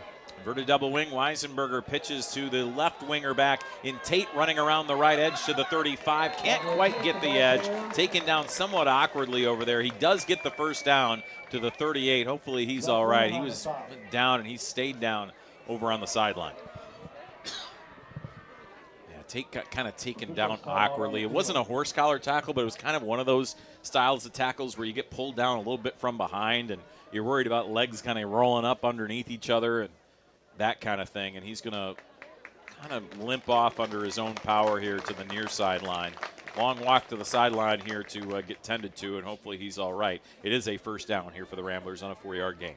That's a Rambler first down. That's one that this Rambler team just cannot afford, right? I mean, they just cannot afford Everett Tate to go down with an injury here, I think, in this playoffs. He's got to stay healthy. You talked about the breaks that you need in a playoff run, and that's one of them, I think, is probably to make sure that Tate and maybe ride out. Maybe there's one or Jarbox, right? Those three guys can stay healthy throughout this playoff run. You like their chances. And Tate especially, not only because of his prowess in the backfield as a running back, but also of how good he is at safety, too. And up to Tarbox, moving left side, off tackle to the 45, and he's flung down near the 48-yard line. He's 2 yards short of the first down, 8-yard gain that time on first down. And the tailback handoff to Tarbox, they are opening up some big holes on the offensive line, is this Rambler front line. These Ramblers must spend a lot of time in the weight room. Tarbox just keeping the legs moving, staying strong, staying low, dragging defenders with him. And now the ball at the 47-yard line of Regis, 2nd and 2. They need to get it about to the 49 for a first down. Tate looks like he might be coming back as here's a pitch to Whiteside running right. He's into Knight territory to the 45-yard line. A gain of 8 on the play again, and they're getting off a lot of big chunks of yards here as the Ramblers move the chains. Dan, what did you see down on the field there with Everett Tate as it looks like he's coming back in? Well, we might have lost Dan, I think. Dan, you down there? What did we see from Tate as he comes back into the game? Yeah, he came back into the game. He barely got looked at. When he got brought out, he immediately wanted to go back in and was very motivated to push through this injury. And now a pitch to right out here, left side of the 40-yard line, and he gets hit hard around the 37-yard line. Gang tackled by a gaggle of Knights, a round table of Knights, if you will, to the left side and down to about the 37-yard line. Another 8-yard gain on first down as the Ramblers continue to get these big gains on first down. Right out a little bit slow coming off the field, too. Those two main tailbacks, those two main wingbacks are running into some potential stingers down there on the field, if you will. Inverted double wing again. Here's the pitch to Haas on the right to left side, right up the gut, 35-yard line. There's a flag on the play late. He's got the first down for the time being, but the line judge, I think, might be calling a hold here on the Ramblers. 8:06 left to go, third quarter. Regis 14, the Knights of Luther 0. Here's a call. 10 yards from the previous spot. Second down. So they'll mark off 10 from the previous spot. The hold happened behind the line. So a good change in high school football to make sure it's not from the spot regardless of where it happens. And it's just 10 from the line of scrimmage. 2nd and 12 coming up for Regis at the Knight 44. 8 minutes left to play here in the quarter. As the Regis Ramblers lead 14-0 here in the third. Handoff to Tarbox up the gut. Dances out of a tackle initially at the line of scrimmage. Gets across the 40 and then taken down near the 38-yard line. As once again, did a nice job just to kind of dance out of a couple tackles there. And we saw Braxton Glody make the tackle along with a couple others. There for the Knights, it'll be 3rd and 4. Yeah, there's not a whole lot that Luther can do against this Regis running attack. They're putting 8 men in the box. They have been all game consistently, and Regis still able to run the football. Just shows their prowess. Trying to give you a few score updates here in a moment. Here's Weisenberger pitching to right out on the right wing, moving left to the 40. Doesn't have a lot. Really well contained by the Knights there as he's pushed out of bounds after minimal gain. Caden McCullough was the guy who forced him out. There is no gain on the play at the 39, and it'll be 4th and 4. And again, in that area of the field where you're on the opponent's 39-yard line, this is where a lot of teams will go for it. They'll back them up actually to the 40. Say it was a loss of 1 on the play. 4th and 5 here for the Ramblers, and they're keeping the offense out there. Give you a few score updates here in a moment. Mondovi leading 7-6 at halftime on Grantsburg. Give you a few others, but a big play here as Weisenberger goes under center. It's the counter play, moving left. Oh, he had it for a moment, did Haas, and he gets tackled in the open field by Landon Bryant for a 1-yard gain when he needed 5, and it's going to be a turnover on downs. That was a really good play call, but just a really good individual effort from Bryant, who was the only guy, I think, on that Knights defense who recognized the counter play coming, and he was the last line of defense and made a great open field tackle. You're right. Haas had one man to beat. It was Bryant, and he nearly got past him. Just a great arm tackle from Bryant, hanging on, meeting his guy in the gap and saying no further. So they mark him at the 40, say it was no gain on the play, and now the Luther Knights take over at their own 40-yard line. 7:07 left to go in the third quarter. Ramblers 14, the Luther Knights nothing. They'll fake the handoff. Now they'll give it on kind of a counter play, moving to the right side, trying to strip the ball away across the 45 to the 46-yard line. Good job there by Harrison Haas, who was trying to strip that ball away, but in the end, a good run here for Podharski. That'll be 2nd and 3 now coming up here for the Knights. Clock ticks down under 6:40 left to play here in the third quarter. 2nd and 3 coming up for the Knights as Shepard splits out wide right. Tight ends lined up left. Near side, again on the near hash mark, moving left to right. Handoff goes up the gut here to Bryant, and he is going to fall on top of a Rambler's body and get enough for the first down. It was right on top of Haas as he was taken down by Semling, but it's a 4-yard gain and a first down here for the Knights. Yeah, and this game has really kind of been overshadowed by the Ramblers' ability to run the football. But Luther, they can get first downs too, and that's what they've been doing on this drive. Coleman leading Abbotsford 7-6 in the 1 versus 4 matchup. 1:23 left to go in the third quarter of that game. And Bonduel has a 21-7 lead early third quarter against Auburndale in the 2 versus 3 matchup on the bottom of this side of the bracket. Here is a reverse from left to right. Now right to left they go. Handoff to Schmeling to the left side. He'll get to the Rambler 45-yard line. It's a gain of 4 yards on the play. Good job on that side of the defense here. Wolterstorff making the stop, but not before 4 yards are picked up on a little bit of trickery. That's kind of the first real trick gadget play we've seen from the Knights. They've got some variations on this offense, but again, it's been mainly sort of just letting Kendall go back to pass. And it's interesting, Noah, he hasn't really thrown the ball nearly that much in the second half. We saw the one deep shot for Shepard on their first drive. Now a low snap. He's going to take it himself, try to run left side. Oh, he's got some space, 40-yard line. He's got the first down to the 37-yard line as he's pushed out of bounds there, does Kendall. And he'll get about an 8-yard gain on the play and a first down. Yeah, it's another great play by Kendall. You talked about the difference between Luther running the ball more here in the second half. We forget that for at least that last drive in the first half, they were up against the clock. They felt like they had to throw it. Here they've got a lot more time, a whole quarter to work with, quarter and a half for Luther. So they are just trying to use the run to set up the pass. 5:14 left to go third quarter. Clock stop. Pistol formation this time. It's a handoff to the tailback to the left side, and that is Schmeling again, the senior running back who will rattle off about half of what he needs down to the Rambler 33-yard line. It's officially a gain of about 4, a long 4. 2nd and 6 coming up here for the Knights. Running on the left side, the left hash mark here. Come the Knights to the line. They'll send up their tailback, Brian, up as a tight end on the left side. And Schmeling lines up to the right. Pardon me, that's Petarski, rather, to the right. And they will hand it to him on an end around to the left side. Regis had it bottled up for a second, it looked like. Then he gets away, tiptoes the sideline. You're going to mark him out at the 29-yard line. He got about 4 extra yards, just kind of tiptoeing and staying in bounds on that far side. And he ends up making it about a 5-yard gain and a third and a long one coming up for the Knights. He looked like he was about to go out of bounds. Then right as he got toward that boundary, he realized he had just a little bit more space along that tightrope of the white chalk, or I guess the white turf. And he got that much closer to the line to gain. 4:31 to go, third quarter. Ramblers 14, the Knights of Luther 0. And trying to get in their first score of this game. The handoff goes to the right side here. Petarski again has the first down up to the 25-yard line. And a good gain there of 4 yards and a first down on 3rd and 2. So again, moves the chains up to the 25-yard line.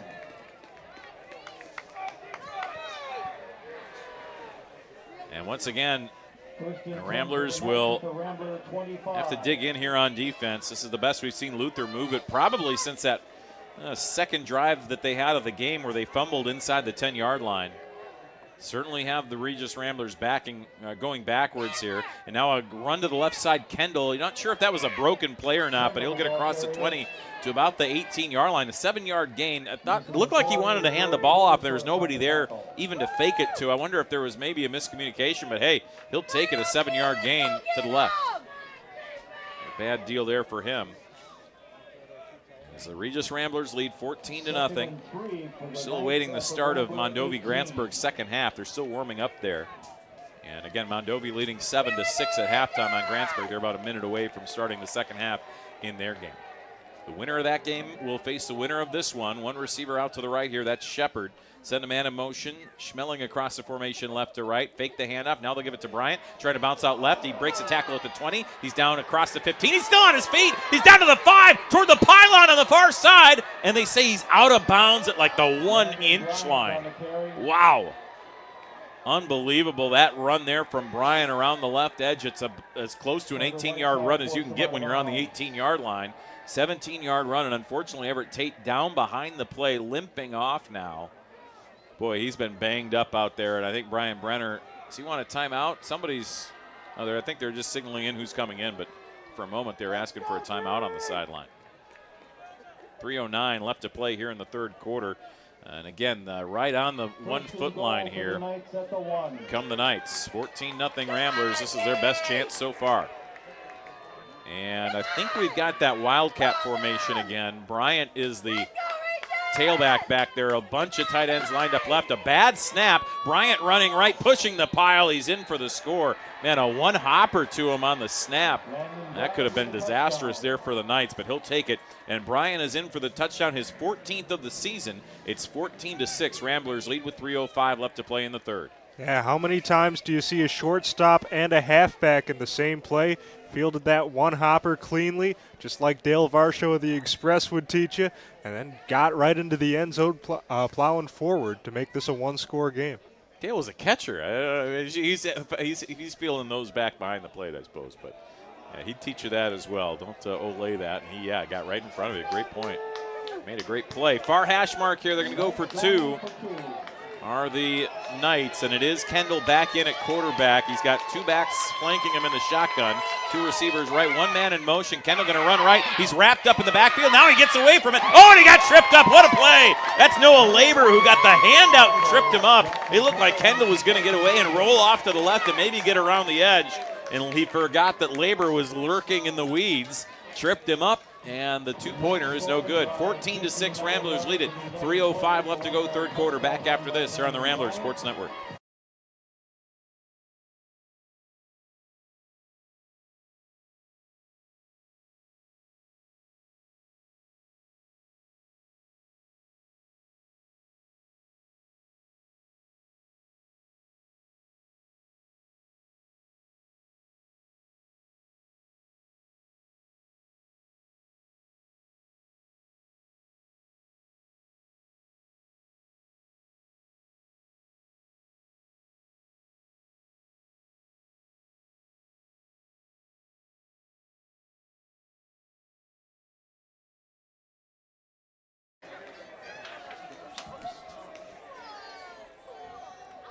Welcome back in here to Carson Park as we get the kickoff. We'll head down to about the 13-yard line, and a big hole right up the gut to the 30. Following blockers to the right side is Alex Figge across the 45, and a big time return for Figge near midfield to the 46-yard line. That is a 33-yard return for Figge.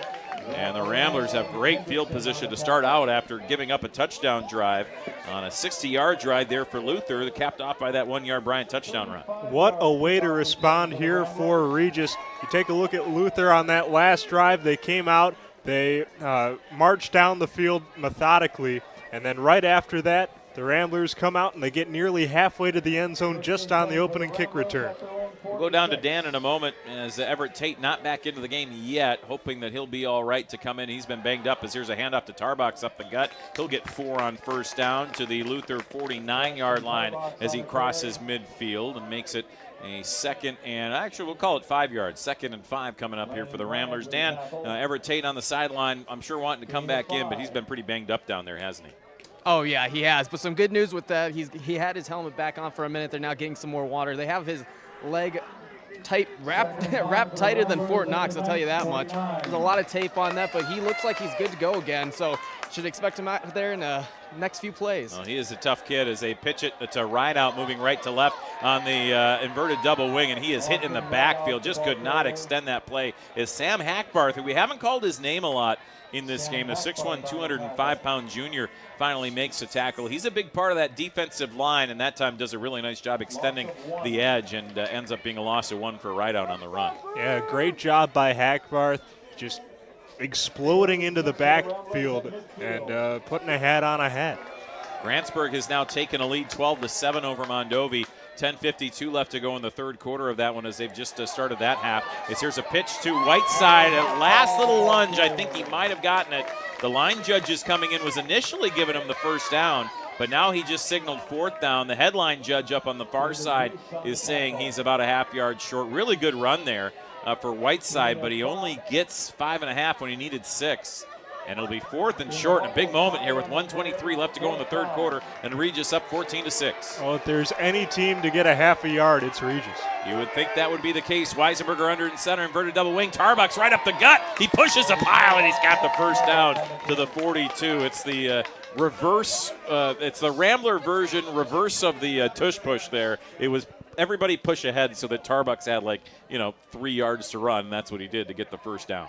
And this front offensive line for Regis, I'm convinced that if they ran up against a cinder block wall, they could get a half a yard. That's how strong they are running the football. Sounds painful. Yeah. They'll take it. 42-yard line here of the Knights for Regis. They'll send Figge in motion, kind of interestingly, out to the right side. A little bit of a decoy there. They'll give it to Tarbox up the middle, and he will get 2 to the 40 and nothing else. Good job filling up the middle by Schmeling again. Boy, we just kept calling his name. He just seems like number 5 is in on every tackle, or at least close to it, for the Knights here tonight. Yeah, but you talk about Figge as a decoy. Luther sniffed that one out. They didn't even send somebody to cover over him. They kept everybody in the box. 27 seconds left in the third quarter. Yeah, he was in the inverted double wing and then literally went in motion out as a receiver, which you don't see happen too often. Here's Weisenberger, pitches it to Whiteside left to right. Moving to the right, gets tripped up across the line, but he fell close to the 35. Just kind of kept his knees off the turf, and he'll actually get about a maybe 4 or 5 yard gain on the play. 3rd and 3 is going to be the first play of the fourth quarter, which we will have for you in a moment. The Knights are hanging in. The Ramblers are moving the ball well, though. It's 14-6 Ramblers. Fourth quarter coming up right after this here on the Ramblers Sports Network.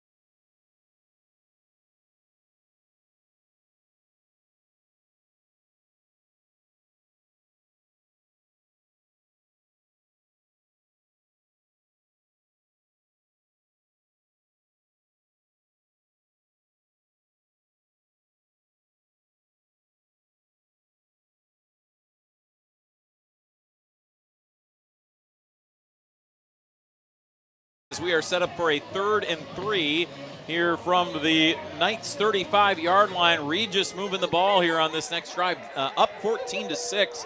The Knights threatening, of course, as here's the reverse handoff, now whistles and a flag. You're going to say that Haas, I think, got started early. He was the guy who the intended handoff was for there on the counter from the left wing. And it is a false start on the Ramblers, and this is going to move them back to the 40-yard line. And this will end up being about a 3rd and 8 now for Regis, and that's a big penalty. Yeah, huge. What a huge difference 5 yards makes when it's 3rd down, and the margins for error just decrease and decrease here in the 4th quarter. Mondovi trying to get back against Grantsburg. They are down 14-7, and it looks like the Buffaloes are going to tie the game there with a big touchdown run. Let you know more about that as Weisenberger goes over the top. Catch made at the 15, down inside the 10-yard line. Goes Sawyer Webster, and a huge catch. No flags on the field on 3rd and 8, and the Ramblers with a big-time play down inside the 10, and it's 1st and goal for Regis. Well, Pete, we touched on it earlier, using that run to set up the pass. I don't think Luther really expected Regis to go for it, even though it was 3rd and 8. And then throwing over the middle of the field, finding a man open. Good things happen when you can run the football effectively. 32-yard gain on the play to Sawyer Webster, and that'll put him over the 100-yard mark receiving on the season now as well. As Weisenberger sends a man in motion. It's a handoff to Tarbox up the middle, tripped up at the line, but falls up near the 6, maybe the 5. Somebody got a hand in there. I think Ian Bass got him initially in the backfield, but yeah, he'll trip up for 2 yards. 2nd and goal now from the 6, and we'll see Rideout and Whiteside check into the game here for Regis. No Tate at the moment. Tate, again, has been limping around on the sideline. He's ready to come in. Not sure he will come in, though, again, with his injury proneness here tonight. Let's see, Weisenberger under center, inverted double wing, pitch it to the left wing. That's Whiteside, does not have really any space. Boy, it was just a wall of white jerseys on that right side of the line where he was looking to run. Filled up by David Reese from the safety spot and others there as well. 1 yard to the 5, and it will be 3rd and goal from the 5-yard line here for Regis, up 14-6. 10:38 left to play, 4th quarter. Here on 3rd and goal, if you're Luther, or I guess if you're a Luther fan too, you're starting to think, hey, you know, if we can just limit Regis to 3, good things will happen that way. You know, it's still a 2-score game, but it's much more manageable. Let's see who can get the push here, 3rd and 5. Weisenberger inverted double wing from the 5. 3rd and goal. They try to run it around the right edge, and tripped up is Haas in the backfield. Landon Bryant making the play of his life right there around the edge. Haas gets nothing, maybe a half a yard to the 4, and now the field goal unit was coming out. And now, yeah, they are going to come out. They stopped for a moment. But it is Jack Schroeder to attempt the kick here for Regis. Schroeder has only attempted 3 field goals. They've been relatively short this season, and he's made all 3. This will be a 21-yard attempt from the near hash. It is a little bit of an acute angle here that he's kicking from with 9:40 left to play in the 4th quarter. Snap spot, Weisenberger the holder. That's through. Beautiful kick there from Schroeder. And the Ramblers take a 17-6 lead on the Knights with 9:37 left to go in the 4th quarter. We'll take a quick break, come back right after this on the Ramblers Sports Network.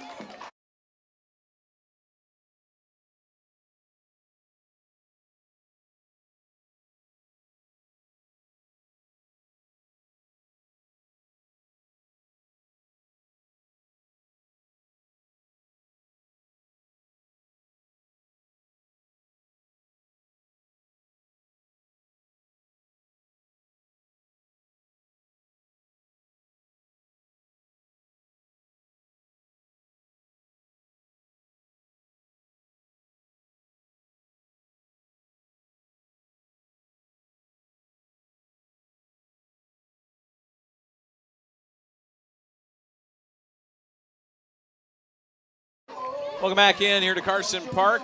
Drive for the Ramblers lasted almost 5 minutes here into the 4th quarter, and ends up ending on a 21-yard field goal from Schroeder to make it 17-6 Ramblers with the lead. 9:37 left to go. So a 2-possession game, which is the important part of that field goal there for Regis, as the Knights have to fight and try to score twice here in this 4th quarter, 2 more times rather in this 4th quarter, as there's a short squib kick, but it's taken by one of the upbacks on a decent run across the 40 to the 42-yard line there for the Knights. Jax Hendrickson, I believe, was the man to return that one, and a good return. 42, good field position coming up here for the Knights with 9:32 left to go in the fourth quarter. And, you know, even though there is a lot of time left here in this fourth quarter, with it being a 2-score game, you think that Luther's got to score, and they got to score, I don't want to say quickly, but they can't take their time. At their own 42, they'll send a man in motion here across the formation, and they'll fake the handoff initially, then hand it off up the gut. Nothing doing. I think the initial handoff went to Bryant, at least the fake there, and then it was Petarski who will get this to the 30 or to the 43 for a 1-yard gain. And Semling again, I believe, with the tackle there for the Ramblers, and it's 2nd and 9 here for the Knights. What a job by Semling being that run stopper on that front four.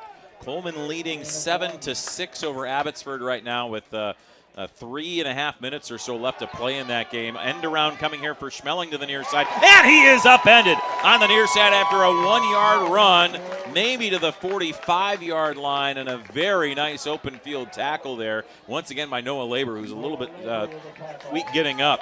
It'll be a 3rd and about 7 here. Let's send it down to Dan really quickly for some injury up. I'll tell you what, we'll go down to Dan after this play as well, and I know he's got a few injury updates for the Ramblers. They're a little beat up. There goes Labor off the field. Hopefully he can come back out there shortly. Man in motion here for Schmeling. It is 3rd and 7. Back to pass goes Kendall. Kendall steps up, launches a wobbling spiral. Right side, it's caught. Inside Rambler territory to the 35-yard line. That was a dead duck thrown up on that far side, and it came down in the hands of the Knights at the 35, and it's Schmeling who makes the catch, and it's a first down for the Knights on a 20-yard gain. Now let's send it down to Dan. What do you got for us, Dan, on the injury side?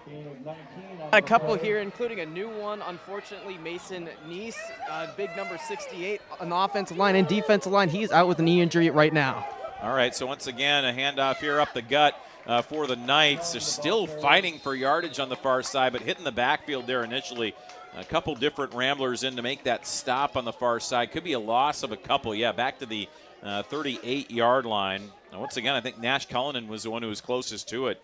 Make that stop. It'll be 2nd and 13 here for the Knights. If I may, I'd like to go back to that big gain for Luther on the pass from Kendall. It was a duck, make no mistake, but despite the fact that the spiral really wasn't turning, perfect placement, put it where only his guy could get it.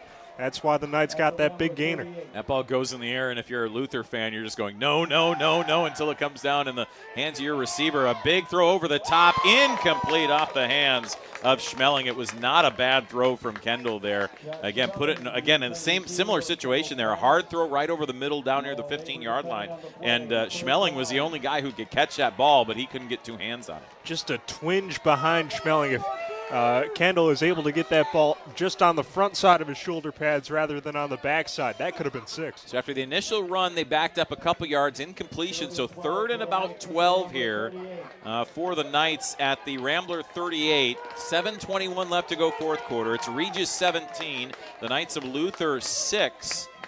And they've got a long ways to go. 3rd and 13 here for a first down. They need the 26 for a first down. Here comes the blitz, and he is sacked back at the 50-yard line. Jackson Kendall taken down by a host of Ramblers. There are about 5 green jerseys in the backfield. They'll give Mason McCoy, I think, the official sack here. But nonetheless, a massive loss, and it's 4th and a country mile left here for the Knights. Yeah, 5 guys for the Ramblers. I don't know if there were any burgers or fries there, but, man, just everybody flying to the football. Kendall had no chance.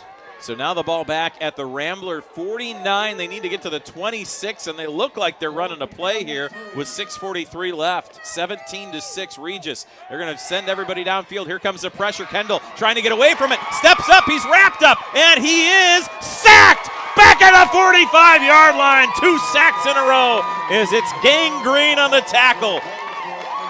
And once again, Sawyer Webster and a host of others. Mason McCoy again in on the play. And the Knights go backwards, and that could be the nail here in level 2. As the Ramblers will look to bleed some clock with 6:31 left to play. 2 sacks in a row and a turnover on downs. No chance again for Kendall. Just an insurmountable rush. There's the word I was looking for. By that front 7 for the Ramblers. Everybody was getting home. I've never seen anything like it. You could tell it was coming. It's why, a lot of teams like to run pressure on a Hail Mary play because you're just not expecting it. I don't think they expected that much pressure as Tarbox gets the handoff up the gut here to the 41-yard line on about a 4-yard gain. They're going to take a timeout here, are the Knights, with 6:25 left. Again, a little early to be calling those timeouts, but again, you can't really fault them. They want to get the ball back here. And I don't know, with 6:25 left, Noah, you see the team gain 4 yards on first down. I might keep the timeouts in my pocket. If you get a no gainer, maybe you take it there because then you can get it. But 4 yards on first down, 2nd and 6, and you got 6.5 minutes left. I'm more content to take the timeouts to save time when I get some negative plays for the offense that I'm going against. Yeah, I think you're right. I mean, far be it from us to, to try and second guess these choices, but when it's a 2-score game late in the game, especially in the playoffs against a team where you know how sound Regis has been on both sides of the ball, sometimes you got to pull the goalie halfway through the third period. Sometimes you got to take a timeout there. You're not wrong. I mean, that is kind of the new style, right, in hockey when you're down by 2 goals like that. Pull the goalie really early and give yourself some chance. That's kind of the idea here, I think, that the Knights are going with. 2nd and 6 from the 41 of the Knights. Here comes the pitch to Rideout, moving right to left. Student body left, now up the gut. And it's to the 38-yard line, about a 3-yard gain, and now that brings up 3rd and 3. But again, now you get 3rd and 3, call a timeout. You get the feeling Regis is going to go for it if they don't get it here. So now you need a negative. You need a backwards play if you're the Knights of Luther, right? You need something to go negatively here. If they get a yard, I mean, 2 plays to get 3 yards for this Regis offense, you like their chances. You like their chances, but you really cannot say that this car is in the garage yet. Many a slip between cup and lip, and any given Friday on this football field. Noah is apparently in a competition to get as many cliches into the broadcast tonight as possible, and so far he's winning. I don't know if Dan's winning down there. Let's see if he can give us a cliche, but he's seen some injuries down there. Let's see some updates from Dan. What do you got? Yeah, Everett Tate's still getting worked on. He's getting his ankle fully taped up. He will be out the rest of the game. He has on crutches, so it's unfortunate for him. They're looking to hopefully get some play from the other guys in this depth chart. Now let's hope he gets in. Almost a bad pitch out to Figgy, and there is the negative play around the right edge. He's going to get tackled for a loss back to the 41, and there's the final timeout taken by the Knights with 6:13 left. So now you've got a 4th and about 5, no, more than that, 4th and 6 here. Back to the 41-yard line as Figgy almost lost that pitch. Had to kind of run backwards a yard or two to get it, extending his arm out, and that kind of put him behind where he wanted to be and gets tackled out here on the edge. So 4th and 6 now for Regis, and he'll have to get to the 35 for a first down. You get to the first down, the game's not over. I think that's the weird thing about taking the timeouts early. It's not like it's 2 minutes left in the game, and if you get the first down, the game's over kind of thing. So now you're kind of in that zone where you say, we're up 2 scores. I guess we could just punt it and make him have to go a long field. It's an interesting decision coming up here for Brian Brenner. Yeah, I really don't know what he's going to do. I think that, 6 yards has not really been a problem for this Ramblers offense so far in this game, but I wouldn't put it past him to punt, and I think that it looks like that's what they're going to do. Grantsburg goes in for another touchdown. It was tied at 14 there between Mondovi and Grantsburg, but now they lead here 20-14 with the extra point pending up there in Grantsburg. And the winner of this game plays the winner of that game between Grantsburg and Mondovi. And it is the punt unit here for the Ramblers, and the punt is away, and this is a much better one, kind of a wobbler, fair catch called for. Oh, and it's bobbled. Oh, and then they blew the whistle. But he did eventually catch it there, did Bryant, and that was an inadvertent whistle, and the official is thanking his lucky stars that Brian ended up catching that ball, because if he did not, there was going to be problems all around for an inadvertent whistle. Oh, my goodness. Oh, man. Well, oh, boy. Pete, you've got some experience officiating. What would have happened if that would have happened? If it were me, I'd have just run to the parking lot if I was him and probably just gotten in my car and driven away. But, no, inadvertent whistle, I believe it goes back to the spot of the inadvertent whistle, and I think pretty sure Luther would have had the ball there. So Luther's fortunate that he caught it, and that official's very fortunate that he caught it even after that inadvertent whistle. Here's Kendall stepping up, throwing over the middle. What a catch down at the 25-yard line. The ball was placed at the 9, and this will get progress out to the 26-yard line, so a good gain of 17 yards on first down here as they'll move the chains as Schmeling gets that catch and uses that 6'2" frame to go up and make the grab. Yeah, pressure has been in Kendall's face all night, really, especially all this second half. But from his own goal line, he stays calm in the pocket, fires over the middle, finds his man. Back to pass goes Kendall here, 17 rather to 6, and this is up and incomplete. I tell you what, Labor had a chance at that interception. I think Gabe Shepard actually kind of stuck his leg out there and almost tripped him up. That almost looked like offensive pass interference with a little trip there from Shepard. It ends up going incomplete, but I don't know. Maybe I'm seeing things out there. No, I think he might have stopped Labor from making that interception. You know, we could discuss that, but I want to talk about Labor, the free safety for Regis. What a read trying to cut that route. Nearly had it too. That would have sealed this one. Yeah. Now again, the shotgun formation, 4 receiver set. Kendall back to pass, rolls left, now rolls right. He's wrapped up, and he is dropped back inside the 10-yard line. The Ramblers get to him, and Harrison Haas will get his sack credited to him, and that is a massive loss. Back to the 8-yard line. That is an 18-yard loss on the sack, and it's 3rd and all the way to Onalaska here for the Knights. Yeah, I mean, we compared Kendall to Fran Tarkenton before, and people don't really remember, but that happened to Fran Tarkenton a lot too. The Vikings fans have a good job of forgetting things like that and forgetting most of their history as well. I know plenty of it. They throw it out right side. Catch made at the 20 and out to the 24-yard line goes Gabe Shepard. Looks like he's a little bit slow to get up. Seems to be all right. Get a lot of that yardage back on that play out to the 24, about a 15-yard gain. And that's going to bring up 4th and much more manageable than it would have been. 4th and about 11 here from their own 25. 4:51 left to go here in the 4th. Clock stopped as he went out of bounds. Ramblers 17, the Knights 6. And another thing, it was really good stopping that clock, getting out of bounds. That way you can give especially your offensive line, a chance for a breather. And Dan in our ear there telling us that it looked like they were trying to run a hook and ladder there that just kind of failed, but it ended up working out. As they'll send a man in motion here. This is 4th and 11. Big play for the Knights if they want to keep their season alive. Kendall back to pass, looking. He steps up, wants to run. Gets away initially from the pressure to the 25, to the 30. Needs more yardage. He lunges forward. He's way short of it. And this is going to be a turnover on downs. He gets to the 33. After about an 8-yard scramble, he'll come up about 3 yards short of the first down marker. Great individual effort from Jackson Kendall, but he is short, and they turn it over on downs with 4:28 left to play in the 4th quarter, and now the Knights have no timeouts to try to stop this clock. Yeah, valiant effort there, and as much as Kendall might have thought that he had space downfield, with the score where it is and with the clock where it is, that ball's got to be downfield. That ball's got to be in the air, and it just wasn't. Still 4:28 left.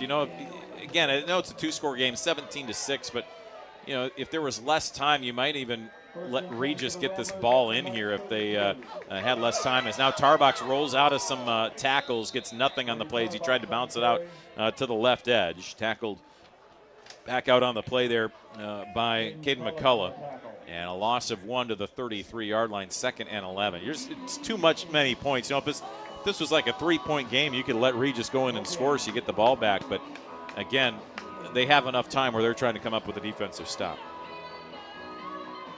So Regis, it's a loss of 1, 2nd and 11 now from the Luther 33. 3:52 left to play and the clock ticking down. Inverted double wing here for Weisenberger. Right out gets the pitch, moving left. Trying to cut it upfield. He doesn't have much. Maybe gets a yard on the play as he was taken down by Bryant. And on the bottom of that pile, like that Hackbarth was there as well. It'll be 3rd and 10. It's important that these Ramblers stay focused, and they can see the scoreboard. They can read. They know what the situation is, but they've still got to execute these last few plays, especially here on a big third down. 17-6 Ramblers, 3:15 left to play fourth quarter, 3rd and 10 from the Luther 32. Inverted double wing again. They need the 22 for a first down, and it will go to Tarbox up the gut, and he will get maybe to the 30-yard line on forward progress before he's wrapped up and pushed backwards again by Bryant, who was in on the stop. I believe against Schmeling was there as well. About a 2-yard gain, 4th and 8, and this has, I say, pooch punt kind of written all over it here. If I'm Regis, just pooch this one down inside the 10 maybe. Yeah. See what they do. I think that's a pretty good idea. I think they might take this one all the way down and maybe call a timeout before the play clock expires just to make sure they get every second they can. Joey Brommer is into the game, which makes me think this could be a pooch punt. He's the backup quarterback. Stands at the 35, 5 yards back. Let's see if he backs up a couple yards here. They're going to wait for the play clock to tick, and they're going to actually take a timeout as the play clock was ticking down. 2:18 left to play here in the fourth quarter. A 17-6 lead for the Ramblers. And Regis, the 4th and 8 coming up now, has some time to talk about what they want to do here with the ball at the 30-yard line and 4th and 8. Grantsburg leading 21-14 on Mondovi. 2:41 left in the third. They're a little ways behind our game. And so they've now just gotten the ball back. I think Mondovi just turned it over. So Grantsburg's got it up a touchdown with a little over 2 minutes left in the third quarter of that game.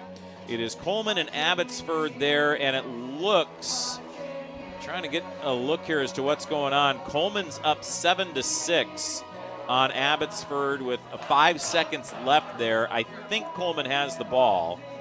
And again, Grantsburg leading 21-14 over Mondovi with 2 minutes and 20 seconds left in the third quarter. So they've got a lot of time left in that one. And then Auburndale and Bonduel, again, the other side of this bracket, Bonduel leading 34-14 over Auburndale. Back to pass. They want to launch this one. Back top of the end zone. It's up and intercepted in the far corner there. And it will be a touchback as it, again, was Brommer into the game, just launching it for the far side, looking for Sawyer Webster, and it's intercepted on the far side by Jackson Kendall. And Dan, what did you see down there on the field on that interception? So essentially that was just basically a punt. I mean, the way that he threw that ball, and especially where they were with how many receivers were in the area, it was pretty much like a Hail Mary the way that they threw that. Because essentially the thought is you can either get a touchdown out of that or a turnover, or it's a turnover on downs, and either way it's going to be around that 30-yard line. So it's your risk there. They're up 11, 2:10 left, but you still have to be careful. Yeah, it was almost one of those, again, where, Luther's better off if they just deflect that pass instead of intercepting it, because that loses them 10 yards as the touchback brings it out to the 20 instead of the 30. This is Kendall stepping up, launching it far side, incomplete. Right idea is trying to go on kind of a wheel route there for Schmeling on the far side, and he was open, but he launched it a little too far, incomplete. 2nd and 10 as, again, the Ramblers turn it over on downs. Yeah, good job by Kendall just to get that ball out. You're still 2:04 left. There's plenty of time. They use the sidelines, use the boundaries. These Knights aren't out of it. 17-6 Ramblers, 2:04 left to play fourth quarter. 2nd and 10 here for the Luther Knights, and a bobbled snap. This was low. Kendall has to go down and get it. Now rolling to his right, launches this one deep far side, up and incomplete. Should have been caught. Oh. Shepard had it go through his hands at the 40-yard line of Regis. The Ramblers sold out for the deflection. I think it was Labor who jumped over there to make the deflection, missed it, and Shepard had it fall right through his fingertips. Oh, man. Pete, I want to make it clear I've got no rooting interest, but, oh, man, that ball was perfect. Well, I don't think I've seen a better pass in a high school football game. I tell you what, Jackson Kendall's got an arm on him. This kid can throw, and he can throw accurately, as you say. I mean, you are not wrong. It is impressive. Put that ball on a dime and gave you 9 cents change. 3 receivers left, nobody out to the right. Now one of those receivers, Bryant, goes in motion. Kendall rolling to his right, being pressured from behind, throws it over the middle, caught at the 25, and first down yardage to the 30. Down to the 32-yard line goes Schmeling, tackled by Mason McCoy and others, and he'll get the first down. 1:46 left to go fourth quarter. Ramblers 17, Knights 6. They'll stop the clock to move the chains, and now they'll wind it. 1:44, 43, 42. Back up to the line goes Kendall in the shotgun. 3 receivers right, 1 left. Low snap again, but he'll take it. And Kendall moves right, now rolls back left, throws it over the middle. It is up and it is bobbled, and it is caught. I think it was caught at the 45. That went off of like 4 different guys, and eventually it fell to Max Hulskamp. How in the world did he make the catch? It's a completion to the 45 of Regis. Oh, man. 23-yard gain on the play, and Austin Rideout is worse for the wear after that play, going to limp off the field. Well, you hope the Ramblers, if they can hold on here, are going to be healthy next week. They've had a lot of guys getting banged up in this game, and a lot of their good guys and Rideout, Tate, and others. Going to be a tough one sledding because Grantsburg looks like they're on the way. They look like a solid team over there on the western side of the state there against Mondovi. They're up 28-14 now, with just 16 seconds left to go in the third quarter, and they're starting to open up a little bit of a gap on the Buffaloes. Hoping for the best for Rideout, but I really don't know how that pass was completed. Oh, it bounced up 3 or 4 times. My great-grandfather used to say, some things you can never figure them out. And the whistle here, I think they're wondering if the clock should start on the referee's whistle or on the snap. And it will start on the referee's whistle. So the clock ticking here, 1:16, 1:15 left. Kendall again back to pass. Here comes the pressure from Regis. Pumps, steps up, has to get rid of it. It's incomplete. As he was looking over the middle there for Bryant and dropped the ball at the 39-yard line. And I'll tell you what, if not for some drops, Kendall would be in a lot better shape in terms of his numbers, because he's, like you said, he's put the ball pretty much in the perfect spot for his receivers to make the catches. They have made some, but they could have made a lot more tonight. Yeah, it's just rough for Kendall. Yeah, it really is, because he's played a hell of a game out there. Here for the Knights. 3 receivers left, 2 right. Looked like one of those receivers got started early. Kendall now steps up, launches this one deep for the goal line. It is up and incomplete. There is a flag. Looked like there was a tug there on the jersey of Bryant running downfield. And again, the pressure, or at least the coverage rather, from Braxton Tarbox, it looked like there was a tug on the jersey. This will be 15 yards and a first down here for the Knights. But that's why you throw deep on those. That you've got a lot better of a chance to draw a penalty like that. Indeed you do, and that was the case there. So haven't heard this there as they call. 15 yards to previous spot. First down. Okay, so first down there. We'll move it up to the 30-yard line. 1:02 left to play here in the game. Ramblers leading 17-6 here over Luther Knights, and they've got a 1st and 10 at the 30, but a 2-possession game. They have no timeouts left, and the Knights still need a bit of a miracle here, even if they score on this drive. 3 receivers left, 1 right. Again, Kendall back to pass, steps up, and he throws over the middle, caught at the 15, and down near the 12-yard line goes his intended receiver, who was, I believe, Hulskamp again. And it will get to the 11 officially there, where they'll mark him. About an 18-yard gain. Now the 12, so we'll call it 17. The clock will wind. 50 seconds left to play. Kendall has 3 receivers to his right. Back to pass again. Looking right, rolling right. Gets away from the pressure to the corner of the end zone. Catch made. And into the end zone he goes. No flags. Yes. Touchdown Knights. Schmeling with the reception downfield. That's his 7th touchdown reception of the season. And the Knights have cut this to a 17-12 game with 41 seconds left, and now know it's basically going to come down to a onside kick coming up. Well, tell us the game. It's playoff time. We wanted drama, and this is what we're getting here. We're being treated to it between these 2 teams. They are going to attempt the 2-point conversion, try to make this a field goal game as you would. Kicking game is not something we've seen from them, but my guess is if they have a chance at it, if they get the onside kick, they'll try for it. Kendall in the shotgun here for the 2-point conversion. 3 receivers right, 1 left. Kendall throws it out to the edge. It is caught and in for the 2-point conversion. There was a flag on the play as well. I get the feeling like this is going to be defensive pass interference. It was Brian on the catch. Let's see what the call is here. Pass interference defense. So, yeah, they will decline the penalty, take the 2. And it will be a 17-14 lead here for the Ramblers.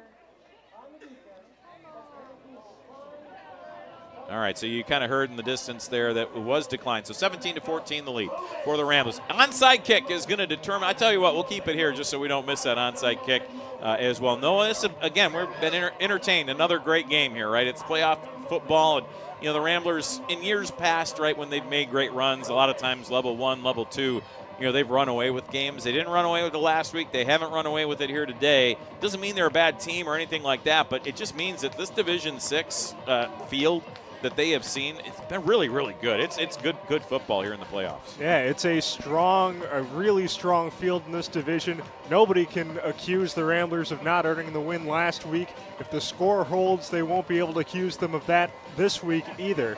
But this is going to be a long 41 seconds, especially if Luther can get this onside kick. So again, the touchdown reception on that drive by Schmeling.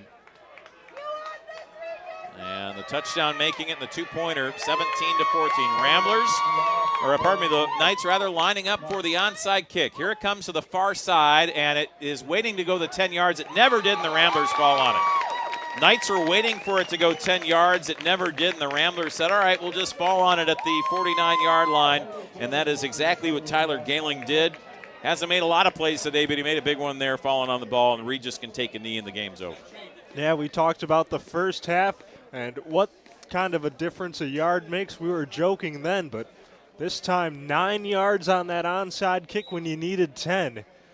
Man, that's a tough way to have this one close out if you're Luther. Yeah, and it saved time at the time, so I don't know where we'd be and all that kind of thing. But remember the 3 timeouts that the Knights took. They took them early, right on that drive for Regis earlier that ended in the field goal as well. And so there is the knee, and that is the only knee that Regis is going to need to take here with the new play clock rules. That will do it, as the clock will tick down, and that will be the end of the game. But nonetheless, I mean, one of those where if the Knights hang on to those timeouts, do they have them? When do they use them? It probably still need to kick an onside kick in that situation. We don't know how it would have worked out, but nonetheless, something that I'm sure a few Knights fans will be thinking about on the ride home. So that'll do it. The Ramblers will move on to level 3 of the playoffs next week. They will be right back here at Carson Park. The question is, will they be facing their Clover Belt foe in Mondovi, or will they facing the always dangerous Grantsburg Pirates, the former home of the Chanels? And then, of course, the Chanels came here to Regis, and you got a Leo Chanel who's playing linebacker for the Chiefs now, and they've got a lot of great football lore there in Grantsburg. And that's become, over the years, Noah, it's become a pretty good rivalry. Usually in the playoffs when Regis and Grantsburg meet up, this is going to be big stuff. This is going to be fun next week if it is Grantsburg. If it is Grantsburg, but really if it's Mondovi too, that's a rivalry.